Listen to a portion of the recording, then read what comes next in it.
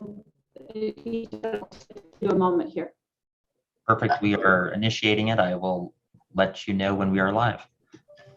It's like we're all launching into space, you guys. Hold on.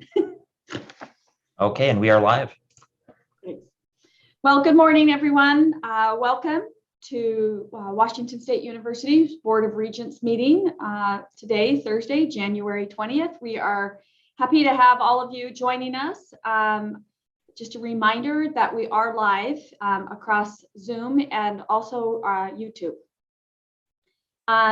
Just a couple of house cleaning things to be mindful of.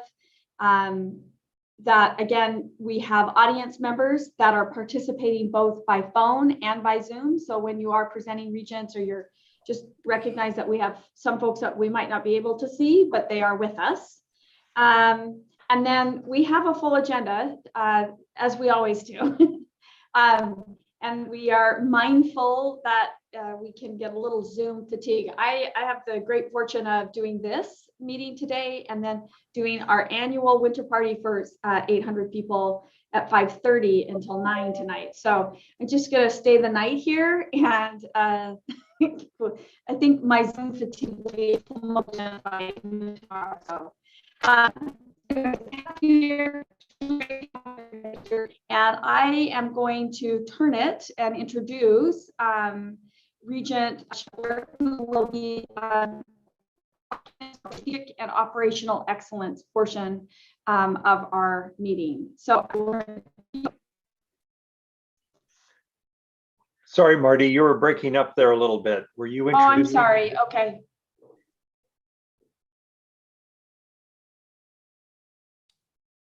I still can't hear you.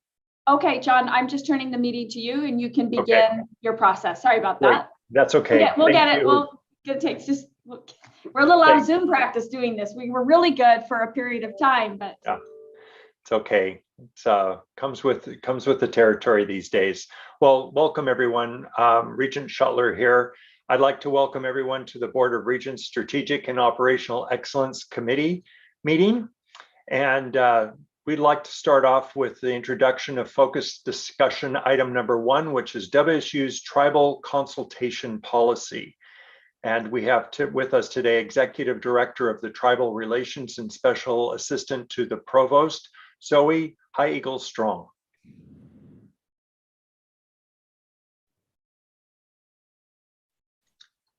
Elizabeth, Zoe? Yes.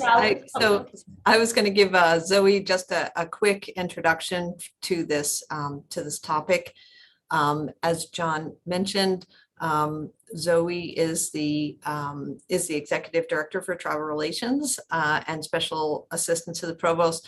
She's also a member of the Nez Perce Tribe and an assistant professor in educational psychology at WSU. And she's going to talk to us today about a new executive policy on tribal consultation. And the context that I wanted to give you is that I really think, first of all, she's been working on this with a number of other people, but really leading the charge on this for, I think, 2.5 to 3 years. It's been a long process. We've been working closely with the tribes with whom we have a memorandum of understanding, and also with faculty and staff across the WSU system. It's really quite revolutionary, and all the universities that I've either worked with or been employed by, even when we've been working on tribal relations and collaborations, I've never seen such a comprehensive policy. So this is really quite significant, and I'm really excited to have Zoe here to present. So I'll turn it over to you, Zoe. Thank you, Elizabeth. Well, Tatsmewi, good morning. Can you see my presenter's view or the main screen? Okay, perfect. It's the presenter's view. Okay. It's your view, not the other. Okay, so is that okay? Yeah. Okay, perfect. Well, Tatsmewi, good morning. I'm a citizen of the Nez Perce tribe, and I'm not sure what's going on here. Do you guys see it flashing on and off? Okay. Do you see it okay now? I do. Okay. Sorry, Yes. it's flashing on and off for some reason. I first want to just acknowledge that my home office is on the traditional lands of the Muckleshoot Indian tribe and the Snoqualmie Indian tribe. And part of this work, I'm going to talk about a background and legislation that led to this Tribal Consultation Executive Policy 41. But I think for me personally, I think our obligation from the Morrill Act of 1862, which really established land grant institutions from money ways from indigenous lands, and we continue to hold many of those lands, about 90% of those lands to this day, that make anywhere between 4 million to 6 million per year. I think we have a special obligation to think about our connection, our relationship to tribes, and especially as a land grant institution with all of our counties and extension offices crossing over on those traditional lands. So we have around 42 tribes, even though there's 29 recognized tribes in the state of Washington, federally recognized, there's 42 tribes where their traditional lands are on what is now called Washington. So a little bit of background about EP 41 is, as Elizabeth mentioned, it took over 2.5 years. It was really stemmed from state legislation and also our MOU agreement with tribes. So the Centennial Accord, which has a tremendous website on Washington, if you can search that. In 1989, they established an agreement with the federally recognized tribes in Washington and the government and the state to better achieve mutual goals and improve their relationships with and acknowledge the sovereignty of tribes by establishing tribal consultation, really called all state agencies to start consulting with tribes before especially if there's impact or on tribal lands, or if it's going to affect Native peoples across the state. As you know, sometimes agreements start out and it turns out wonderful at first, and it's with an ideal perspective, and then problems kick in. So when you're working on stuff, and problems can be a good opportunity for growth. And so in 1999, they gathered in Leavenworth, the tribes in the state, and talked about meaningful tribal consultation, because there were a lot of mistakes being made. And through that policy, they established this term, meaningful tribal consultation, and started talking about what does that mean. And in the midst between that, or right after that, the federal government in 2000 had an executive order 13175, and that also established consultation coordination with federal agencies and tribal governments. And you can see that Washington in many ways leads the way in this type of legislation. Why that's important on the Washington state and the federal state, not only that it's their mandates, but we've also seen increased, especially on the federal level, like when we're submitting grants to NIH or NSF, what we're finding is they're starting to kick back some of those grants and saying, why do you not have a partnership with a tribe? Why do you not have, you're doing this work that impacts tribes? And so they're starting to hold, we're starting to see this degree of accountability at the state level, the federal level. And, but I'm happy that we have also, I would say in congruent with this, have also grown in our responsibility and our commitment to this, to really acknowledge tribes through their sovereignty. The out-of-state accord in 2004 was signed, and that was added the Nez Perce tribe, which is a bordering tribe in which I'm a member of, and the Umatilla Indian Reservation tribe was added on Oregon, and we have an MOU agreement with both those tribes. I'm going to highlight a couple key language within the Centennial Accord. It says each director will initiate a procedure within his or her agency by which the government-to-government policy will be implemented. And each agency will establish a documented plan of accountability and may establish more detailed implementation procedures in subsequent agreements between tribes and particular agencies. So I think our this Executive Policy 41 is really documenting our accountability and our procedures that we will go by. And as you know, higher institution is much different than a lot of our state agencies.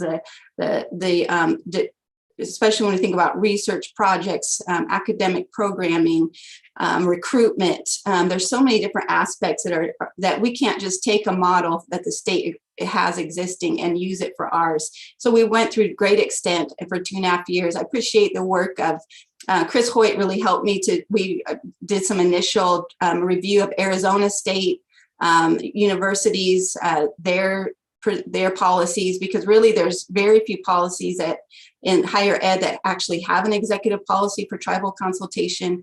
We are the first within the Northwest. I would say Alaska has done a lot of work with the state, but as far as the other Northwest regions, we are the first. And so we went through great extents to establish this. We had the initial draft, and then we ran it by the Native American Advisory Board. I ran it by several different departments across, with ORSO, with the IRB, and really we created supporting checklists. And so there's been a lot of depth going on into this policy. To highlight a few things, aspects of the policy, or first I want to highlight a couple of things on the MOU agreement that I think is important to know, that was established in 1997, is that, I'm not going to go because I want to spend more time on the policy, but this policy really does talk about that infrastructure as well, in that we have an agreement with our MOU tribes that we're committed to not only student services, but Native American educational programs.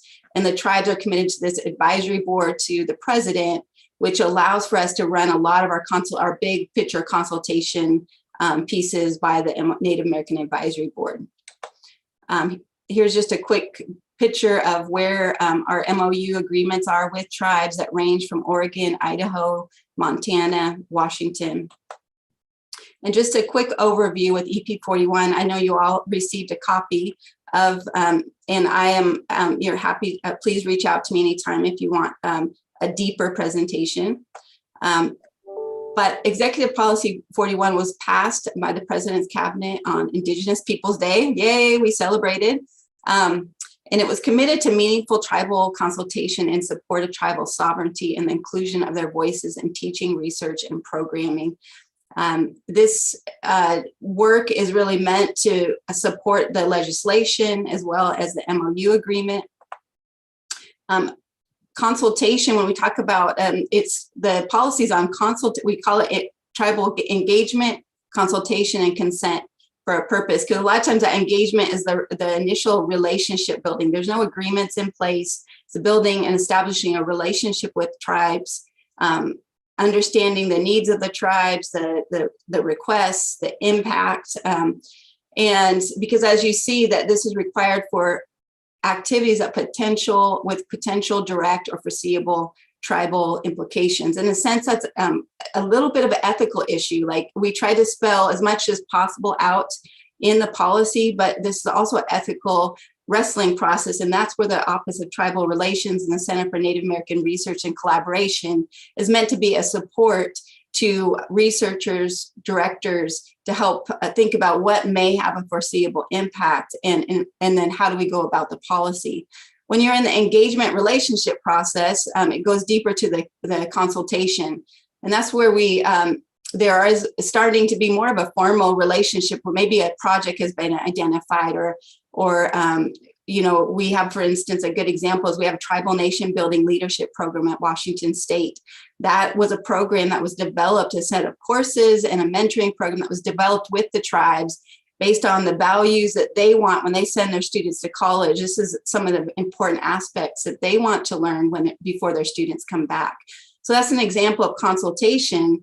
It didn't require a consent as we spent more time, but through the consultation process, at times we realized that, especially when it comes to research, that tribes have research permits. They want things run by their tribal governments, and especially if you're on tribal land, that you have to follow their jurisdiction, and then often that can turn into a consent. But so that's why that consultation and the engagement piece is important, because then you realize what a tribe actually expects and needs. And often work is done without that consultation piece, and they jump into the work and then they miss what the actual protocols are.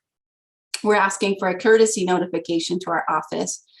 Just a few other highlights of this policy. This is a system-wide policy intended to promote the letter of the spirit, the prior mentioned legislation, policies, and MOU agreement. This policy applies work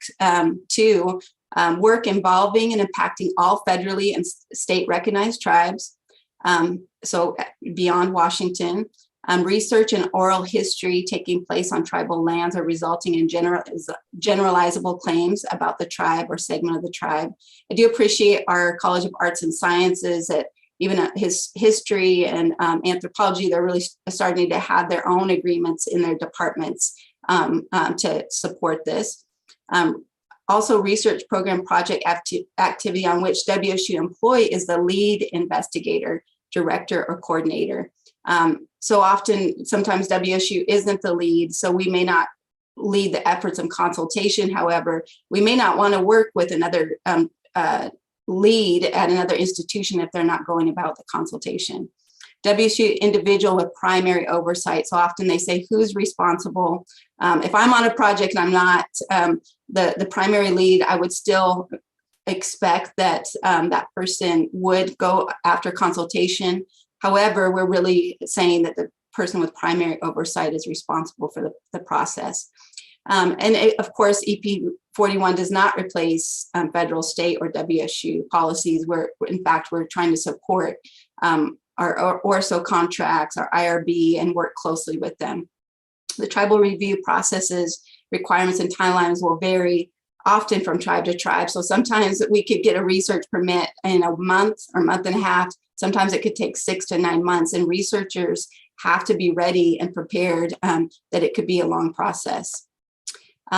There's many other aspects to the tribal consultation policy, but moving forward, our goal and our vision is to provide the supports now. It's in place. We have we are doing a series of trainings. I've already, and just in December, have went through, trained 160 people, and I have several trainings coming up, and our office is here to support. So thank you so much for your time, and please reach out if you have any further questions. Thank you, Zoe. Are there any comments or questions for Zoe regarding the WSU tribal consultation policy? John, if I could make a comment. First, I really appreciate Zoe's leadership in this area. When she took over this position, this was one of the first things that she really set out to do. And this has been a long process because we don't do anything with the tribes quickly. And I don't mean that as a critique. It's just we want to be really careful and considerate in making sure we're doing things in a collaborative manner. So I'm thrilled that you all as Regents see this. But if we look at WSU moving ahead in the diversity, equity, inclusive excellence space, this is an area where I believe we're going to excel nationally, not just be okay. We are going to be, already are, I would argue, one of the top 4 or 5 public universities in the country. And some of these types of things are going to take us up even higher. So Zoe has been very diligent. She's worked really hard at this. She's also been very inclusive in trying to get everything there. And then at some point, you simply got to land the plane and you got to move forward, and really thrilled with where we are.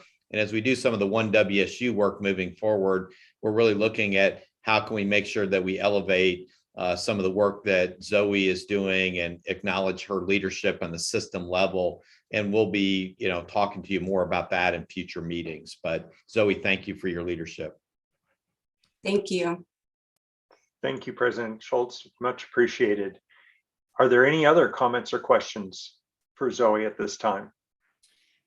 I have is WSU working with the federal government? President Biden, when I was back in DC, actually had a lot of passion regarding Native American issues. There were really, really strong feelings about it.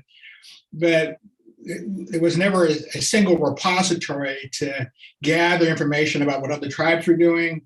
Was it successful? Was it a failure? Or even histories? And I'm assuming that the role that we are looking at is the ability to lay out policy suggestions to a president's administration that is going to be deeply sympathetic about overcoming some of the barriers that Native American communities had, but addressing many of the needs that Native Americans have had. So I'm assuming that's where we're headed, or is it just going to be I always say, and I don't want an unread document. I want to see how you can make it active and catalyze it. Absolutely. I think we're all in agreement from my discussions with Kirk and Elizabeth that I think our vision really now is that we have a strong foundation. Now it's time to, I would love to connect more at the federal level. I think that's crucial.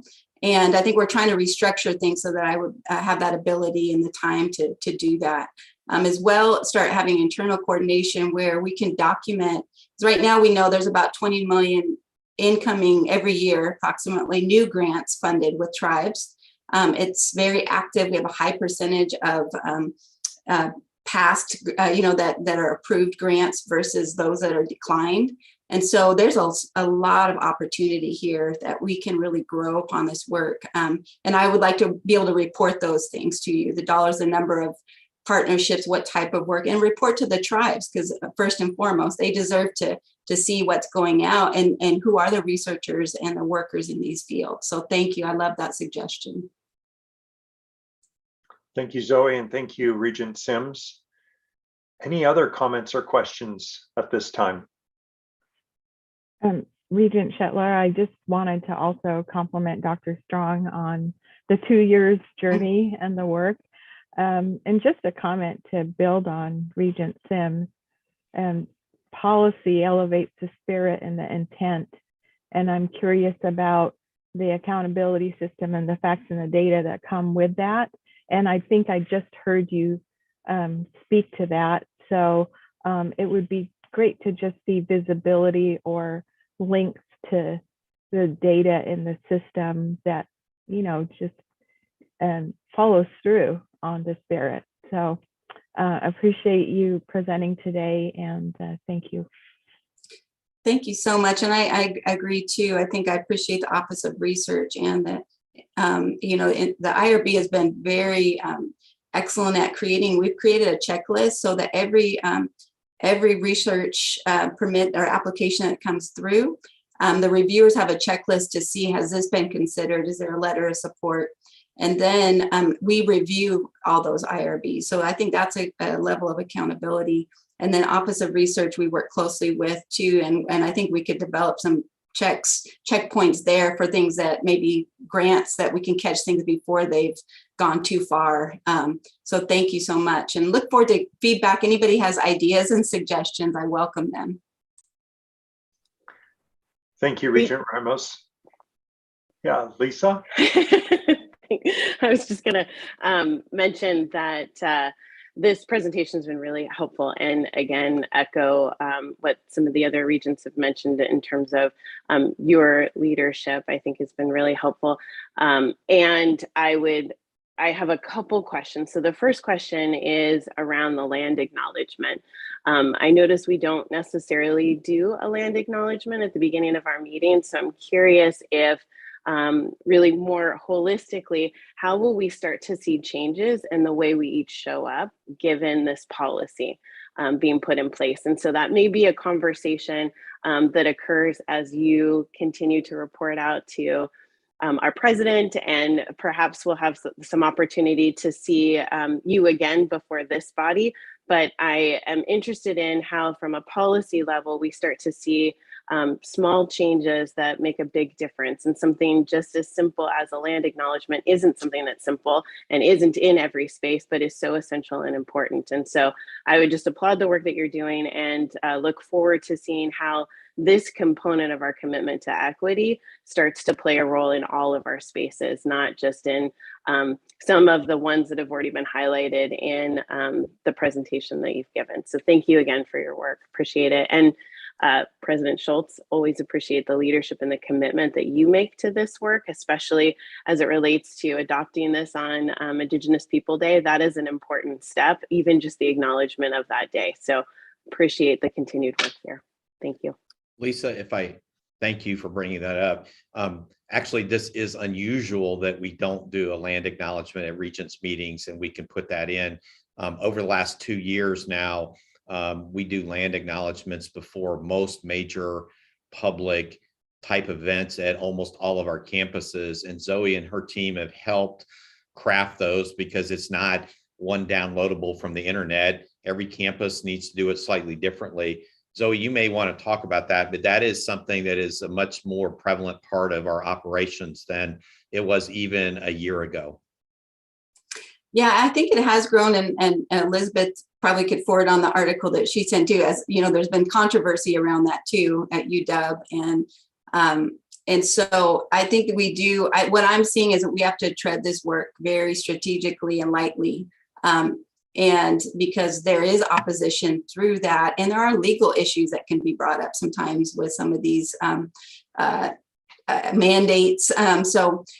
But I feel like our example is what, to me, I guess personally, our example is what starts, having this policy, having our land acknowledgement, having leaders create these acknowledgements has started to filter down. So for instance, next week, I'll meet with the psychology department. I've already met with arts and sciences, but we're talking about, they asked me to talk about land acknowledgements, help them develop one, but we're going to do it more activity based, like really them reflect on what is their obligations, what work do they want to commit to, not just write a land of acknowledgement, but how can this be active in living? And so I'd love to do that with more and more groups. That's why I want to spend my time this year is talking about this policy or land acknowledgements. What will we do in our obligation as a land grant institution? So thank you, Lisa. I love that idea. Thank you, Zoe. Thank you, Lisa, and thank you, President Schultz. Are there any other comments or questions for Zoe? If not, I think we'll move on. Zoe, I'd just like to thank you very much for your very thoughtful presentation. That's a lot to absorb, and certainly we all have a lot to learn. So I want to just thank you for all the hard work that you've been doing on that on behalf of Washington State University. So thank you. I think we'll move into the academic affairs update, system-wide efforts on faculty equity, diversity, and inclusion, supporting faculty and reducing inequities. And today we have Associate Vice President for Inclusive Excellence, Lisa Guerrero, Special Assistant to the Provost for Inclusive Excellence, and Tremaine Gather, Senior Vice President, Provost, and also Laura Greiner Hill, who will be presenting to us today. Thank you, Regent Shetler.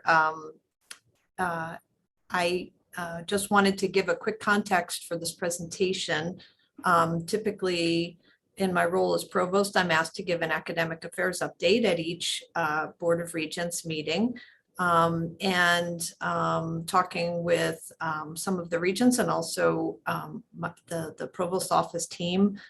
Given that the last Board of Regents focused on issues of diversity, equity, and inclusion, we wanted to focus our update today on what academic affairs is doing with regard to faculty, in particular in terms of, again, the equity, diversity, and inclusion space. And so I'm really thrilled to be able to introduce you to my colleagues. Lisa Guerrero and Tremaine Gaither actually have joined the Provost's office in their roles in supporting this work within the past year. So I'm really thrilled to be able to introduce them to you. And then Senior Vice Provost Laura Greiner Hill will follow that up with some of the work we're doing specifically with regard to policies. Let me turn it over to Lisa Guerrero. Thank you, Elizabeth. Can everyone see I'm the one who's in charge of the slides. Okay, excellent. Thank you for having me, everyone. And I'm going to be starting out this presentation talking about the priority of my position as Associate Vice Provost of Equity and Inclusive Excellence is on building and integrating equity-minded and inclusive practices at a systemic level for all things that are related to faculty and staff recruitment and retention. So our equity-minded and inclusive recruitment and retention efforts are focused in several areas that include recruitment practices, mentoring, professional development, and the development of communities of belonging. So we are understanding all of these efforts as being interrelated and interdependent, and we are working toward developing all of these areas simultaneously in ways that emphasize their interrelatedness.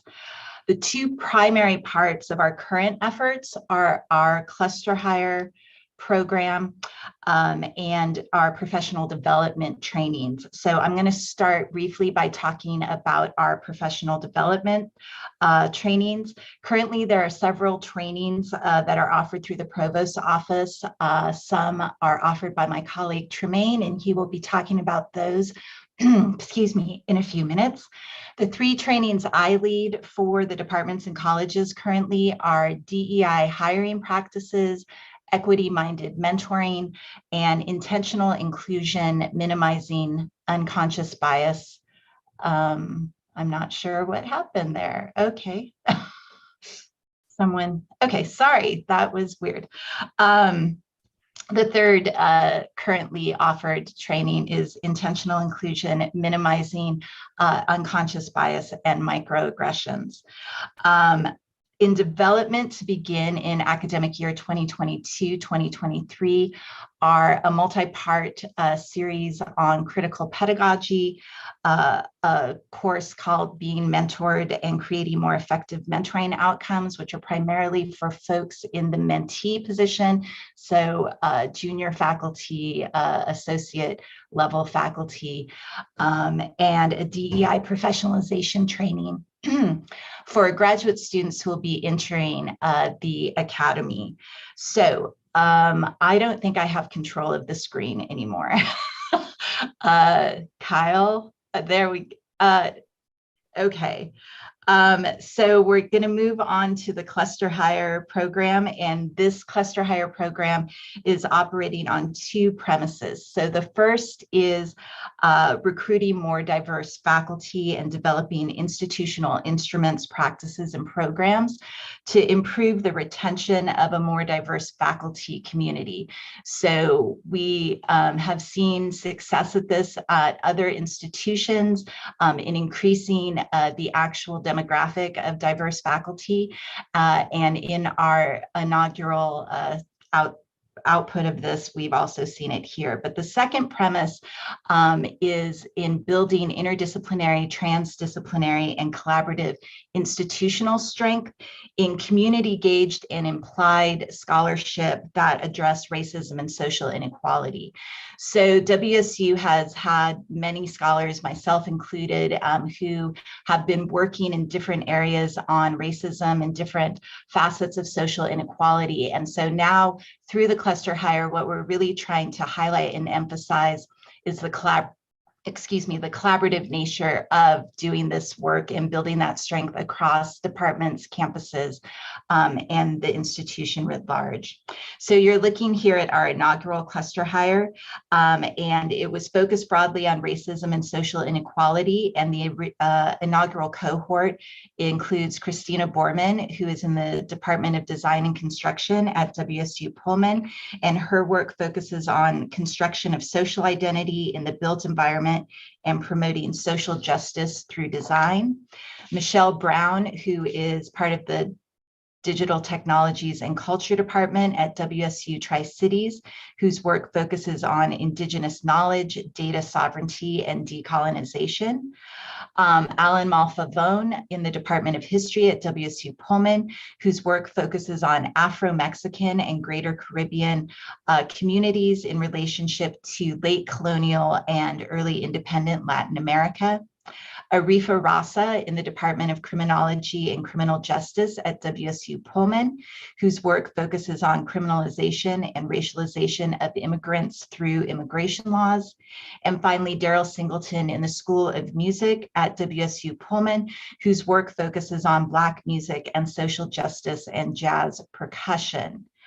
All subsequent cluster hire searches will continue to focus on this large overarching topic of racism and social inequality, but will also have a specific subtopic focus.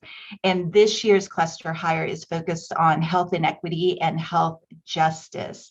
Next slide, please. So the 5 departments who are currently conducting searches for our cluster hire program with faculty to begin in fall 2022 are the program in Women's Gender and Sexuality Studies, and they are hiring for a position in Black Families, Kinship, and Reproductive Justice. The Department of Human Development focused on advancing our understanding of development among Indigenous populations. The Psychology Department focused on inequities in maternal child health. The Medical Education and Clinical Sciences Department in the College of Medicine focused on health justice in marginalized communities, specifically focused on rural communities, Latinx, and Indigenous. And finally, health equity for Native Hawaiian and Pacific Islander communities from the College of Nursing. And to follow up, in fall 2023, our cluster hire program subtopic will be Native American and Indigenous Studies. So I'm now going to pass it on to my colleague Tremaine Gaither to talk about his role in these programs.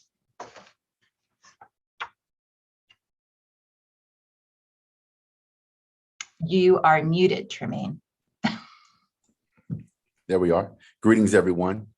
Thank you, Lisa, and thank you all for having me.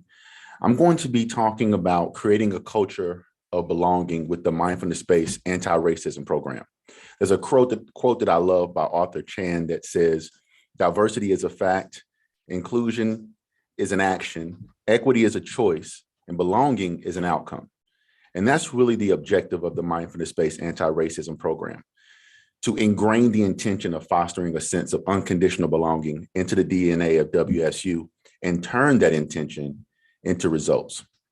I designed the Mindfulness-Based Anti-Racism Program, or MBAR for short, using some of the key features of the Mindfulness-Based Stress Reduction Model, or MBSR, which is the international gold standard for mindfulness certifications and best practices.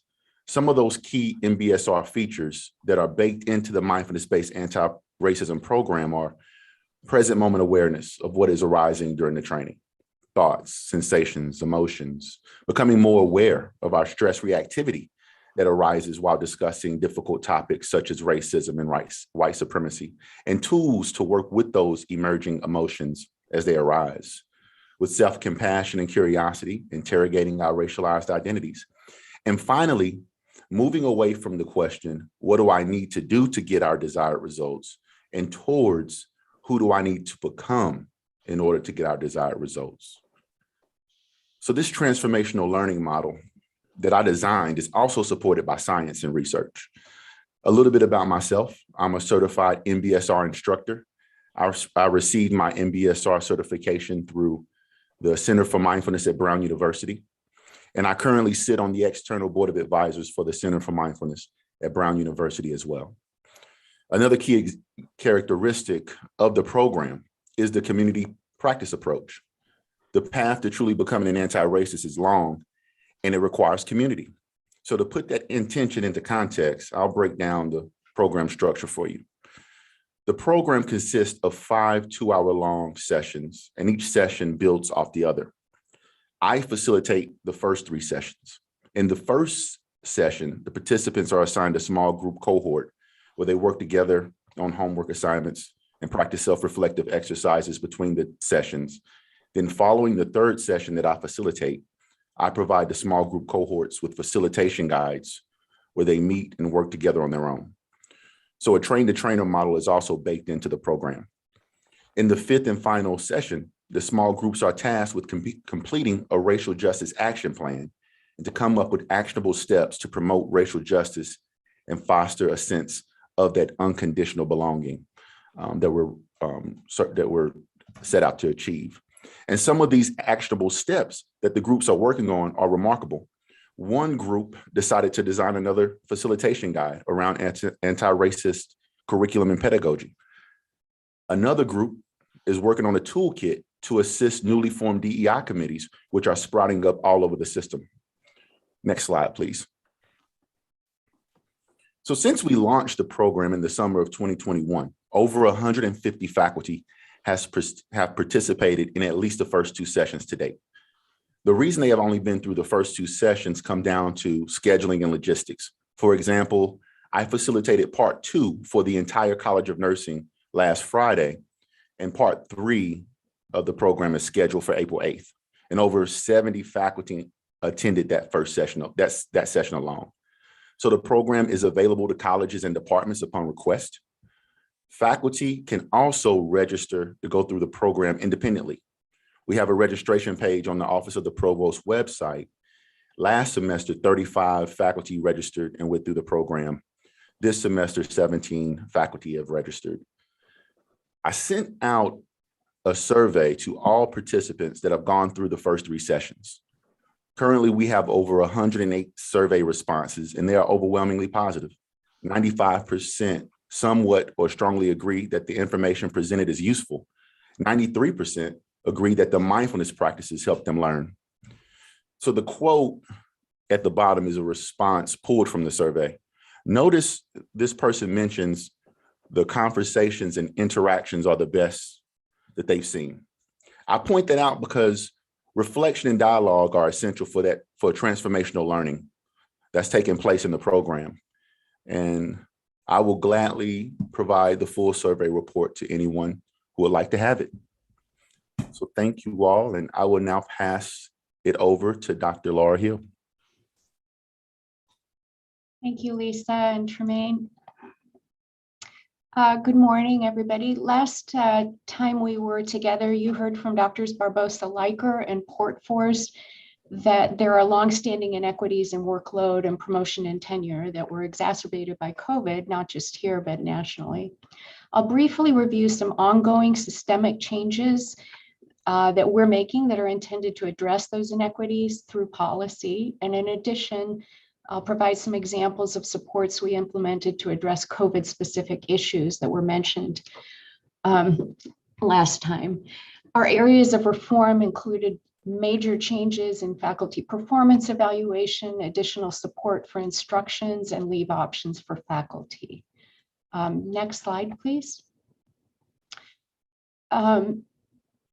There are a lot of performance review inequities. Our mission encompasses teaching, research, and scholarship, as well as service outreach and community engagement. Faculty of color and women often take on a disproportionate burden of time-intensive service and engaged scholarship activities, such as community-engaged research, which requires investment of time for faculty to establish relationships, and projects like that involve the research project process that Zoe described, which is a good example of this type of scholarship. Formal and informal mentoring. For example, faculty of color may spend a good deal of time mentoring students of color and other junior faculty of color. And this is invisible labor.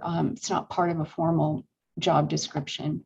And service. Women and faculty of color tend to have much higher service loads. Historically, faculty review emphasizes research over teaching and service, and it highly values quantity and reputation of research output. It's a lot harder to quantify and document impacts of service, mentoring, and community engagement. These may have high impact on student lives, the functioning of the university, community well-being, statewide policies, but they don't necessarily lead to national or international reputation in the way that peer-reviewed published research does. So the bias towards the research mission and the difficulty of quantifying other activities often combine to make it harder for people who engage in those activities to receive adequate recognition. We're working on systemic solutions to that problem. Last year, a task force added a core principle to the faculty manual to guide performance review. The principle is the university values and seeks excellence in all traditional missions of our land-grant university and recognizes that true excellence is only achieved through the collective contributions of our faculty. And then we added specific guidelines to help reviewers adhere to that core principle and examples of activities that should count in annual review and promotion and tenure, but have not traditionally counted. I conduct trainings for all college level promotion and tenure committees to reinforce this. and to emphasize that the full range of faculty activities needs to be valued and evaluated. The trainings described by Lisa and Tremaine in unconscious bias and anti-racism are outstanding and changing our culture. And finally, we've added guidelines to help faculty report impacts in service, community-based engagement, and so on. And we've modified our annual reporting forms to include institutional priorities in inclusion, diversity, equity, and access work, community engagement, high-impact teaching practices, and internationalization. Last slide, please. In terms of COVID, we made a number of adjustments to help faculty to help reduce some of those inequities discussed last time. We instituted an automatic COVID extension to the tenure clock in 2020 and have additional extensions granted as needed on an ongoing basis. We've suspended the use of course evaluations in spring of 2020 and asked for chairs and directors to understand that course evaluations in some courses are not going to be as good as they were, that faculty shouldn't be docked for that. We have added a COVID impact statement that faculty include in their annual review and promotion and tenure if they want to. We've encouraged chairs and directors to adopt an achievement relative to opportunity framework when evaluating for annual reviews. Our office provided $200,000 worth of emergency funding for adjustments to teaching remotely. For example, faculty could write for a small grant to send lab kits to all their students, or to buy software or hardware that enable virtual whiteboards.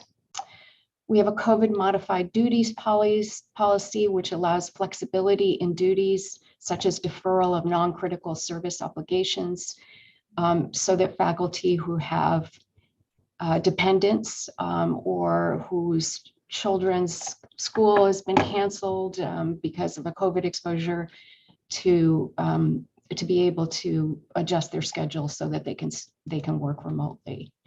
And that's it. Sorry, that was a rushed tour, but we want to keep on time here. Thank you, Laura. Appreciate that. And I'd like to thank Lisa and Tremaine also for your presentations. And Tremaine, I personally would like to take your training. So I'll like to figure out if that's possible for a region to actually go through the training. I think it sounds fascinating. I've done a lot of diversity, equity, inclusion training, but this one sounds super informative and like positive results. Are there any comments or questions for our presenters?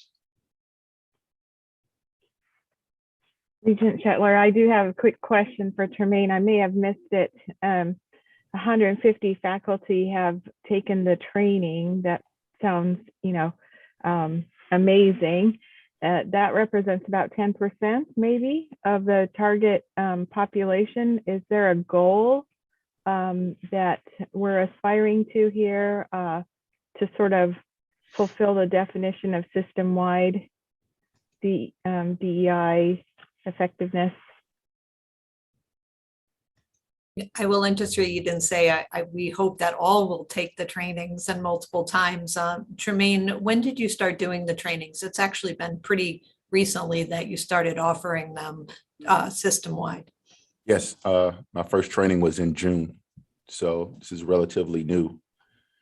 So yeah, and we'll be offering it next academic year as well, and even hopefully other faculty will come on board that's gone through the training and sort of also begin facilitating the program. So again, that train to train model will hopefully be able to kind of spread the workload a little bit and have a larger impact.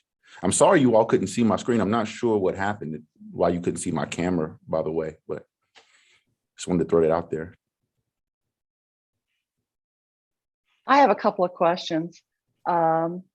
first of all, I want to just thank you all for great presentations. You're doing amazing work, and clearly this is going to not only help make our climate change and be more inclusive throughout the entire system, but I think this is a place where WSU can truly step out in a leadership role, even more so than we already are. So I really applaud all of your efforts.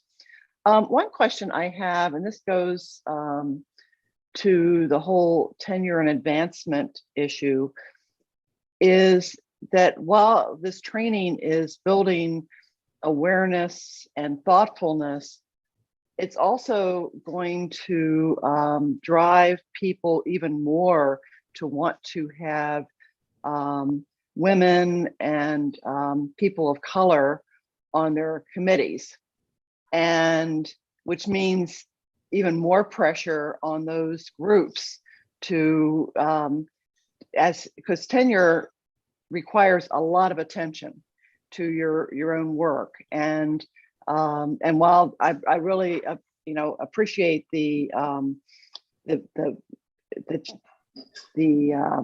plans to really move forward with a more open realization of the impact of all of these, I think the impact is probably going to rise just because people want to be inclusive, they want to build. So I was just wondering how that might be handled, because ultimately we really want these faculty to achieve as high a level of greatness as they can, which ultimately impacts our students in many ways. So that's my first question.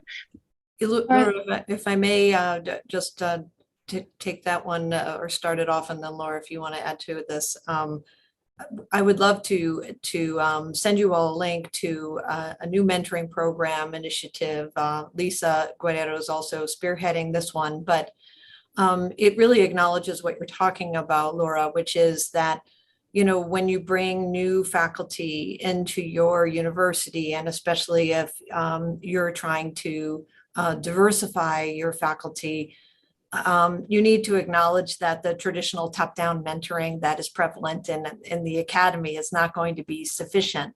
And we also seek to acknowledge that when you bring faculty in who are representing more diverse disciplines, ways of knowing, curricula, community engagement, that they are mentoring us as much as we are mentoring them. And so we've developed a mutual mentoring model, and we've put out some seed grants for departments to really think about empowering the new faculty members to let us know what they need in terms of mentoring, rather than us assuming what they need, and have a mutual mentoring conversation. We talk about not placing more burden on the faculty of color for helping others. That is, you're right, a trend, and it's something that we want to make sure that I don't want to say we're protecting them, because that sounds maternalistic, but the idea is that we open that conversation and not make assumptions about adding more service to them. Yeah, and I'll just add by saying, in training of new faculty, chairs and directors, when I give talks about promotion and tenure to various groups, departments, other units on campus, I emphasize that new faculty and junior faculty pre-tenure should always say thank you to a service opportunity. I'll get back to you. And then think about it, think about whether this helps them further their own career, or whether it's simply service that somebody wants them to do. And also to talk to their mentoring committees before saying yes. Because service it's an important way to connect with the university. And Laura, we're aware of the problem that you describe, and want to make sure that people are not unnecessarily burdened. And Can I will add just quickly that the emphasis that I mentioned in my part of the presentation is that the trainings that are being presented in a way of, again, interconnection. So the idea that we're training both junior faculty, but also existing faculty and departments of how to shift their mindset around the positions that these faculty that we're trying to recruit are holding, and that part of the retention is in us learning different approaches that will ensure that these types of burdens aren't laid on socially marginalized communities, because as we know, that is not a great way to retain diverse faculty. So all parts from DEI hiring practices to the equity-minded mentoring, as well as the unconscious bias, all of the departments and colleges that have done those trainings with me have really been appreciative in thinking about how now they can begin to rethink their position in creating this more equity-minded space, and not all the work being landed on women and folks of color. So. Thank you all. One other quick question, and that is that in some of the things I've read recently, I'm seeing an extra letter, R, for respect, to be added to DEI. And I just wanted to see if anybody had a comment on that. And just as a final thing, I agree with John that trainings just sound absolutely fabulous. So if you have a session for Regents, I'm joining in. I will just speak to, there are many acronyms that are floating around and people have various preferences. My preference is actually for the one that Laura included in her presentation, which is the IDEA acronym, which is Inclusion, Diversity, Equity, and Access. Part of the reason why we have so many acronyms, and it's also part of the problematics of acronyms, is that different people have sort of different opinions about what should be emphasized. And more recently, the sort of perspective around the term diversity is that it's sort of moving out of the prominence that we've given it over the past years, and that inclusion and equity and access are actually the more sort of emphasized types of areas that we want to move towards. But diversity, DEI is an acronym that I don't think is going to die anytime soon. And so I have seen in various contexts, different conferences, different discussions, even with folks here on campus, everyone is using a different acronym. I have not yet seen the addition of R, but we'll see in a couple of years where we've landed. But I think we are going to see a shift from the acronym DEI to something different that doesn't emphasize the diversity piece, but more so the equity piece.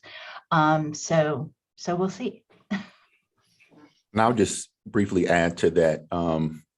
I see the acronym DEIB, Diversity, Equity, Inclusion, and Belonging. And the term belonging can sort of include that proposition. So belonging is where everyone feels respected, validated, welcomed, honored, appreciated. So those dispositions are sort of included in that term belonging. So I use the term DEIB, and I also highlight the importance of everyone feeling, not only feeling, but being respected in that. So thank you for pointing that out. Other comments or questions for the panel? I have one. Yes. The Washington Health Benefit Exchanges next Wednesday is coming out with a report on healthcare, issues of race, occupation, a whole series of things. And I'm assuming that they have contacted somebody at Washington State University because they were supposed to. And the idea is that all of the health agencies that the state of Washington has and funds will be integrated into something that deals with the issues of race, income, your jobs, marital status, whether you're gay, because we will have the raw data has been analyzed now for 6 months.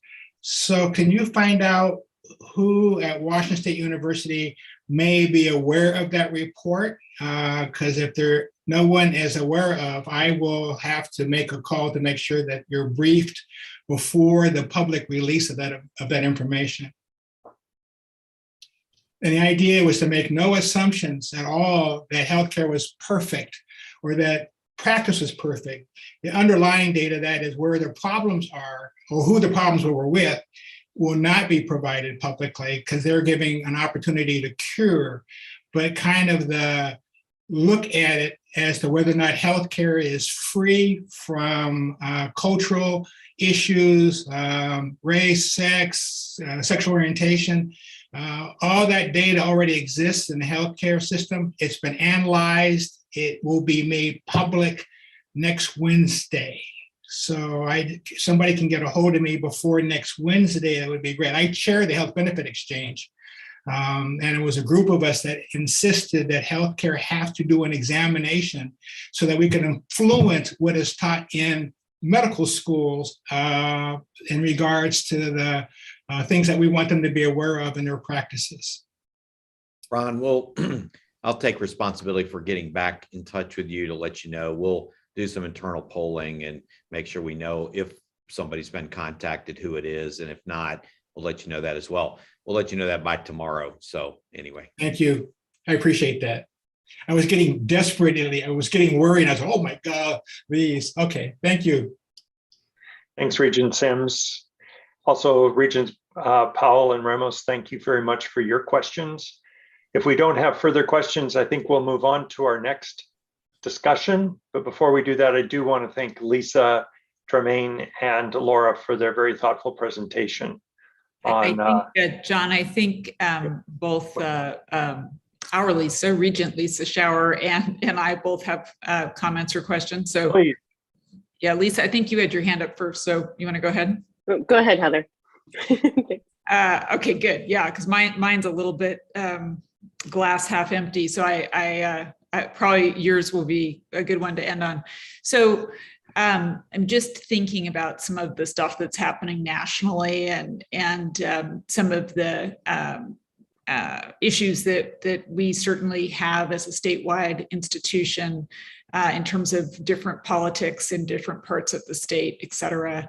And so I just wanted to ask, as we are doing all of this work, which I applaud, and I think we're doing it in a really smart way. And I love all the acceleration that we've seen over the last couple of years on what I think of as DEI, but now recognize maybe we need some new acronyms there. I just wanted to understand how we are managing any negative reactions to the pace of progress that we're making, and whether we are seeing, I thought Tremaine's approach to this topic in helping people manage their emotions was really key in, sort of what I think actually works for people as you're trying to bring them along. But I'm curious how we're recognizing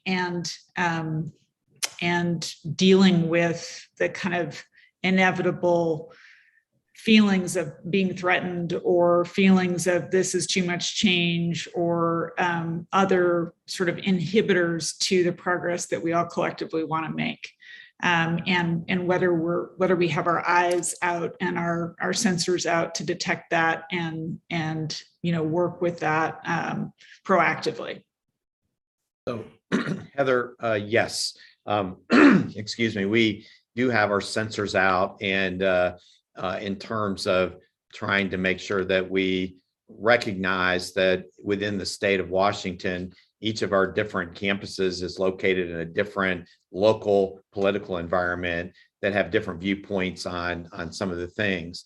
I would say that thus far, we have just received support for the types of efforts that Tremaine, Lisa, and others throughout the system are doing locally.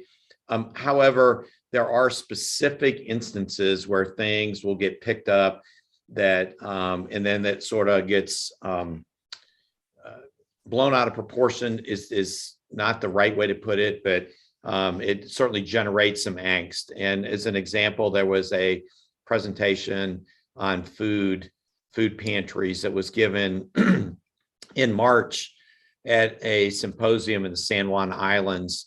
It was picked up 6 months later by a particular individual who basically said, hey, WSU is promoting this particular viewpoint. That individual, for example, happened to be a conservative commentator. And so we did spend several weeks, frankly, dealing with various individuals who reached out that weren't happy Washington State would take a stance that was a external speaker who came in and had a particularly controversial viewpoint. But nonetheless, we feel as a university, we have to have an ability for people to have controversial viewpoints, and that's got to be part of what we do. But just because somebody speaks at something Washington State's part of does not necessarily ever mean that that is a policy or that is necessarily our institutional viewpoint. So Chris Mulick, myself, Colleen's on here, several of our deans, we've had some pretty challenging conversations with people who don't agree with certain things that we're doing. We try and be upfront. We try and have a core set of principles about why we're having divergent viewpoints expressed. But there's no question that we're going to see some pushback from different groups. I think we've handled it well so far, as well as we can be, without sort of making some pledge that we're not going to talk about it. We're not going to discuss it. We're not going to do anything like that. I continue to remind individuals that sometimes have viewpoints that this sort of training and dialogue isn't necessary, that our number one goal across WSU has got to be prepare our graduates to work in a diverse environment. Even people that are on far extremes admit the environment that our students are going to go into is increasingly diverse. And I just think we have to make sure all of our students are ready to go. And if we don't do it and don't expose people and work to provide that modern education, we are doing our students a disservice, I believe. So Heather, that may be a longer term thing. I can get more specific if you would like, on a one-on-one conversation, but we're managing it. But you are correct. We are seeing some pushback on certain things, and that's inevitable. And we're just going to handle it professionally and maintain a university as a place where people can have contrary ideas. And not everybody's always going to agree with them, but that's what we got to be. Kirk, if I may just add a glass more than half empty response. What I would say is for the cluster hire, we've received overwhelming positive feedback, not only from across the state, but also across the nation. I've been asked to speak individually to provosts around the country about how we did this, why we did this, how it's going, as well as to national organizations who are putting more attention into cluster hires. The other thing I wanted to mention is that the work that Tremaine is leading on mindfulness-based emotional and social intelligence really goes beyond the anti-racism training that he's doing and has been shown to increase student retention and student success and graduation rates, regardless of a student's background. And it especially applies to students of color, and Laura's been involved in the research on that. So I think the approach is good for everyone, and that's what we tend to focus on because that's really where the value is added. So just wanted to add those. Yeah, thank you both. I mean, the most important thing from my perspective is just that we are aware and prepared. Not that it changes anything that we do, but that it just gives us a better way of communicating and bringing folks along. I did also want to say that I think I heard from a couple different regents that they would like to get this training. And so maybe if it's not too much trouble for the team to find a time for us to get it collectively and to maybe it's a truncated version, but at least to get a little taste, I think would be good, both for our own benefit, but also for kind of consistency across the organization. Yeah, I'm Heather, sure Tremaine would love to do that, I'm sure. I'd Good. be honored. Absolutely. He'd love to do it now after you told him he had to, Elizabeth. So no, we will be, let us confer a little bit about the best way to do it, and we'll get back in touch with you as Regents. It could be like the retreat or one of those format settings, may be a better way to sort of do this. So we'll get back, Heather and others that are interested, with some suggestions on how we might be able to do that. I'll talk with Marty and Lisa, and we'll have some ideas for the Regents to consider. So glad to hear about your interest. Regent Shower. Thank you, John. I was actually going to ask a question that I think Heather just did a really great job of addressing, but just around the barriers and the challenges that this panel of presenters is experiencing, really just relative to change, right? Change management and our own building of our capacity and our ability to learn and be open. I think one of the many great areas of research and certainly practice within WSU is our commitment to civil discourse. And I think that goes hand in glove with any work that we're doing on equity. And so I think the more that we continue to emphasize that we can have disagreements or we can have different opinions, but that we have a commitment to civil discourse and we're practicing that in our work together is so important. So just applaud the work. One comment that I would make, we have already heard the differences in how we use acronyms. Language and communications is so important. I've certainly heard multiple acronyms for the work around justice and diversity, equity, inclusion, belonging, all of which are so important, and the way in which we use those words. I was curious if WSU is considering and thinking about, is there one term that we embrace and that we use and that we believe in?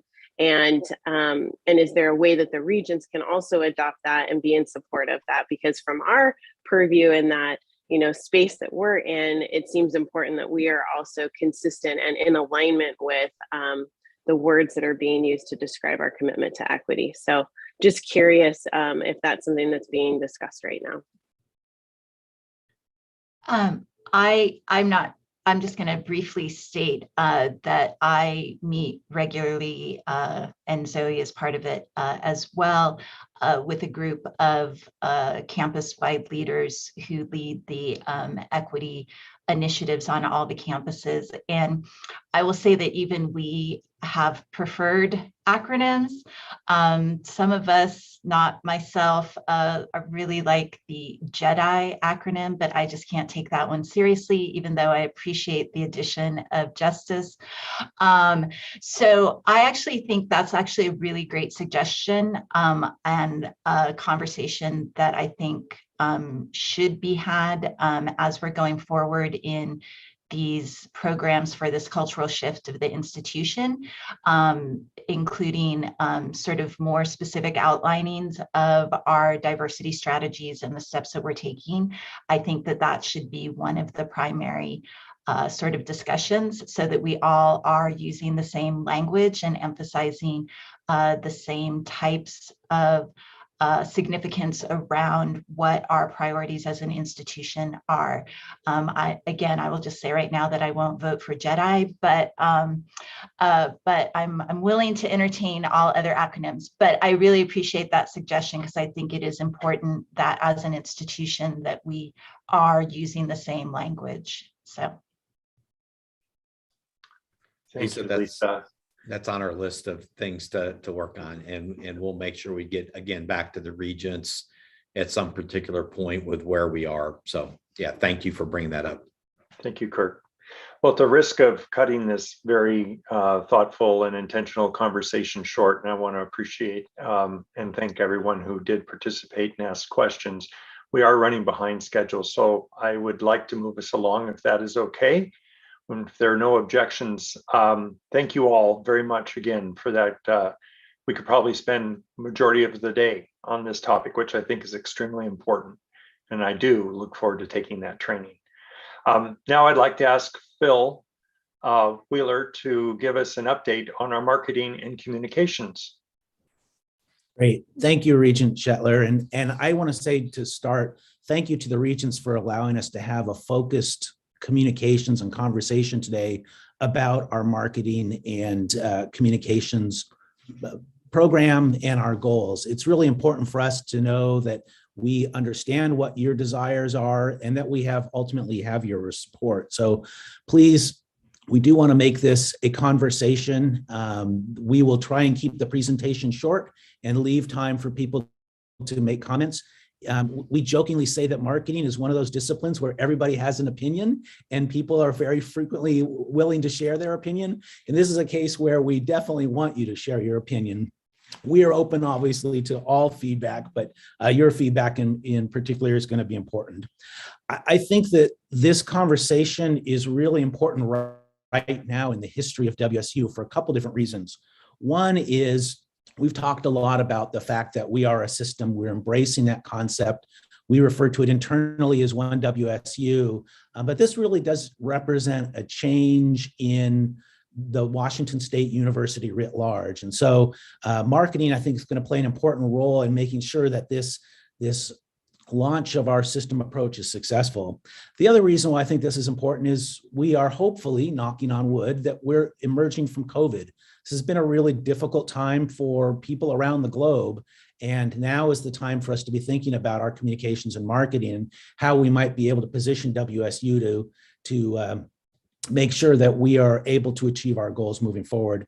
And then the last thing I'll say, I see my colleague Mike Connell on the line with us today. We are in the process of planning for the launch of a comprehensive fundraising campaign. Now is the time that we need to be doing ramping up our marketing and communications so that we can prepare our generous donors to be willing and able to answer the call when the request comes in for funding. So please don't hesitate to interrupt if you do have comments or questions. We're going to be talking about the unit I represent, which is marketing and communications. That's broken into two different groups. I want to talk specifically about the marketing aspects, but there is another part of that, and that's what we call our design and printing services. I will go through that section very quickly, but the other group is managed by my colleague, Holly Sitzman. Holly is the Assistant Vice President for Strategic Communications and Brand Marketing, and I wanted Holly to be able to have a chance to really, in her own words, talk about what her group is doing, what their priorities are, what some of their successes have been, and then we can talk about some of the challenges they're facing as well. I can't let this moment go by without really acknowledging the work that Holly has done for WSU in the couple of years that she's been with us. We're really fortunate to have her as a part of the WSU team. She comes to us from one of the largest public relations agencies in the world. She also worked for Freddie Mac during probably what was one of their most challenging times during the Great Recession and the issues that we had around housing back then. She worked on their strategic communications team in a really challenging environment. She also worked with former First Lady Michelle Obama on one of her national initiatives. So she's got great experience. I think it's fair to say that Holly has spent the last couple of years really making sure that the team that does the marketing and communications have the training, the background, the expertise we need to be able to really get our rocket ship off the launch pad. So with that, let me start our slides and we'll go quickly through the slides. Here, let's see, there we are.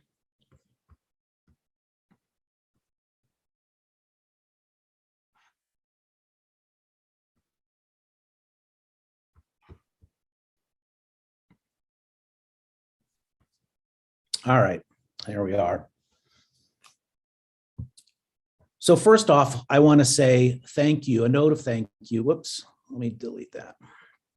There we go. I want to say a note of thanks to Regents Schauer and Dickinson and Cerna. They were kind enough to give us quite a bit of time about 2 weeks ago as we were thinking about what this presentation wanted to focus on. And they gave us, I think, some really good advice on those areas that they believe that the Regents in particular would be most interested in hearing from. So thank you to those three Regents.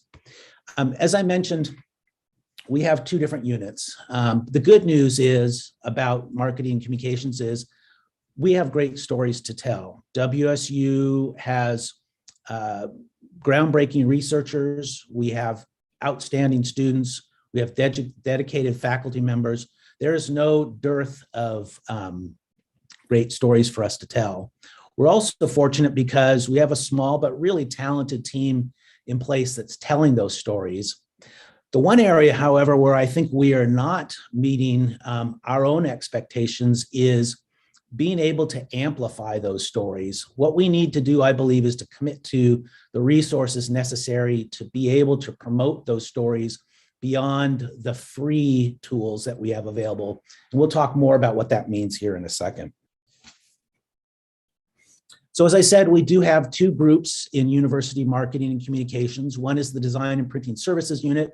That's a unit, frankly, that most people probably are not familiar with. So we'll just talk about that briefly, and then I'll really let Holly talk about strategic communications and brand management.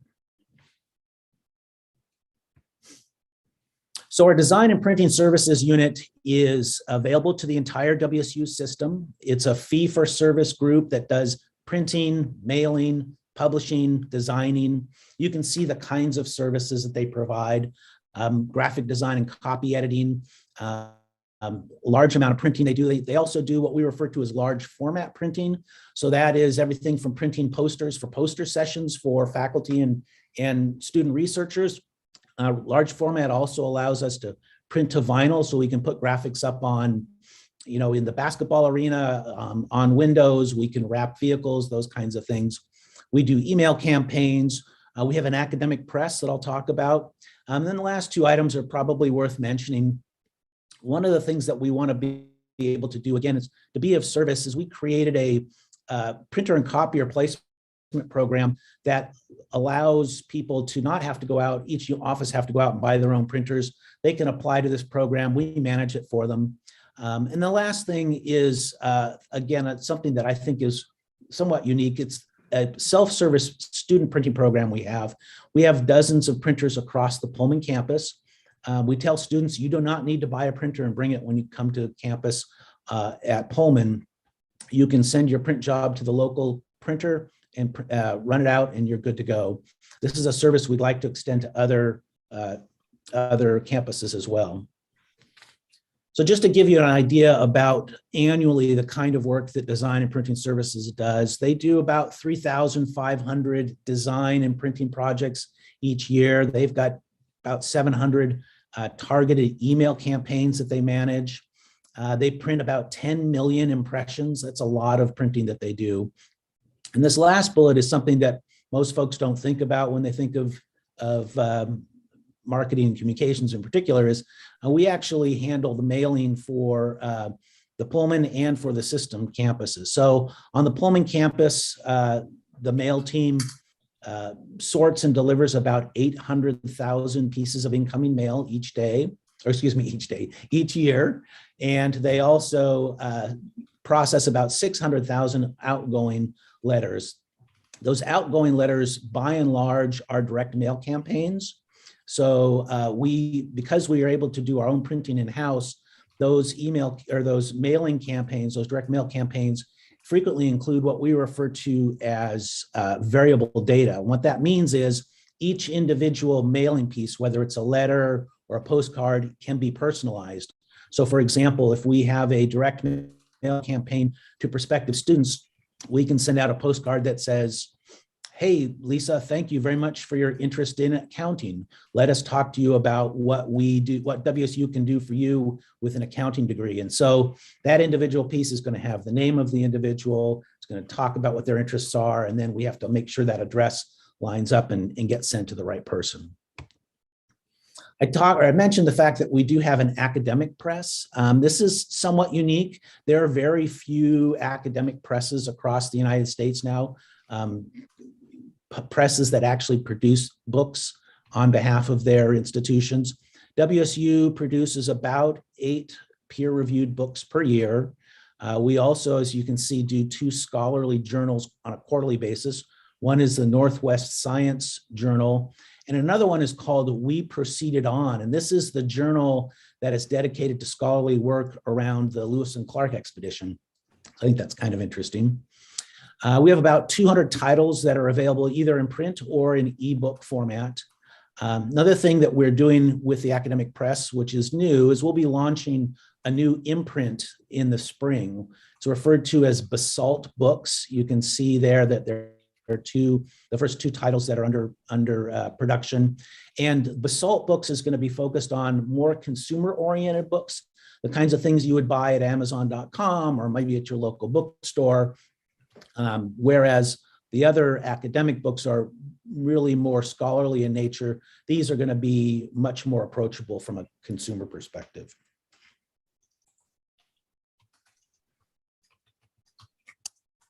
So that's a quick overview of design and printing services. I'd like to stop and just ask if anyone has any questions about that aspect of the work we do. I can only see a portion of the group, so if you have questions or comments, please feel free to speak up. All right, hearing none, let me continue. So next, I'd like to talk about the strategic communications and brand marketing aspects. We talked about design and printing. Strategic communications and brand marketing is the other group that's part of marketing and communications. And before we talk about what we do, I want to talk a little bit about how they do it. So this is how we tell our story. There's essentially 4 tools that we have at our disposal. We break them up into these categories: earned media, owned media, shared media, and paid media. When we talk about earned media, that is what I would call the sort of the traditional news coverage. So we secure placements in the New York Times, the Wall Street Journal, National Public Radio, National Geographic. We do a good job, I think, of getting our particularly research stories placed in those outlets. And that's great. Earned media is important because it provides you with third-party validation for the work that you're doing. If a third-party media outlet says that this is an important program or this is an important discovery, people have a tendency to believe that. The challenge, however, with earned media is that the traditional media environment has changed radically in the last 10 or 15 years. The number of newsrooms is decreasing. The number of reporters in those newsrooms are decreasing. Another downside is you can't control the message. You can't control what is said about you. And you can't control when that message is going to be produced. A reporter writes his or her story and gets it posted when they think it's appropriate, not when we want it to be. But the last piece that I think is the greatest challenge of relying solely on earned media is there's what I would refer to as a lack of repetition. A story runs and then it's gone and replaced by the new news of the day. Your reader, your viewer really only has typically one shot to view a story, hear a story, read a story, and then it's gone. And while they can find it, they could search online, it's not something that's served up to them. So that's a big issue for us. Is I think one of our challenges is not that we aren't getting our stories published, it's that we aren't reinforcing those stories with using our own tools, and we'll talk about that in a second. So the second type of media is what we would refer to as owned media, and that would be things like the Washington State homepage, the WSU Insider, which is our daily news and information site that is both for internal and external audiences. We have the Washington State Magazine, the Alumni Association e-newsletter. The advantages of owned media are that, first of all, interestingly, you can create your own outlets for specific audiences. I think the Alumni Association e-newsletter is a great example of that. If there are stories or information that we need to make sure alums are aware of, we have a vehicle to do that. Likewise, if we have information that donors need to be aware of, we can use the vehicles, the owned vehicles that we have to communicate that with those audiences. The other good thing is, because we own them, we get to control both the content, we get to say what we need to say, and we can have influence on the timing.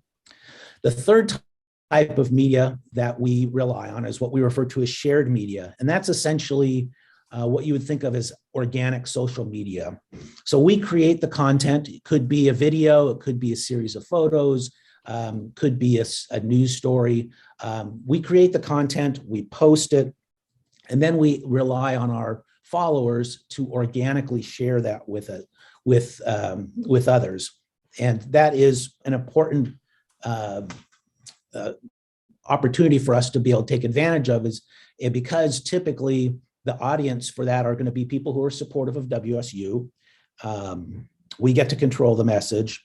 The challenge, however, is that we can't always predict audience behavior. There will be stories or posts that we think are really interesting and important.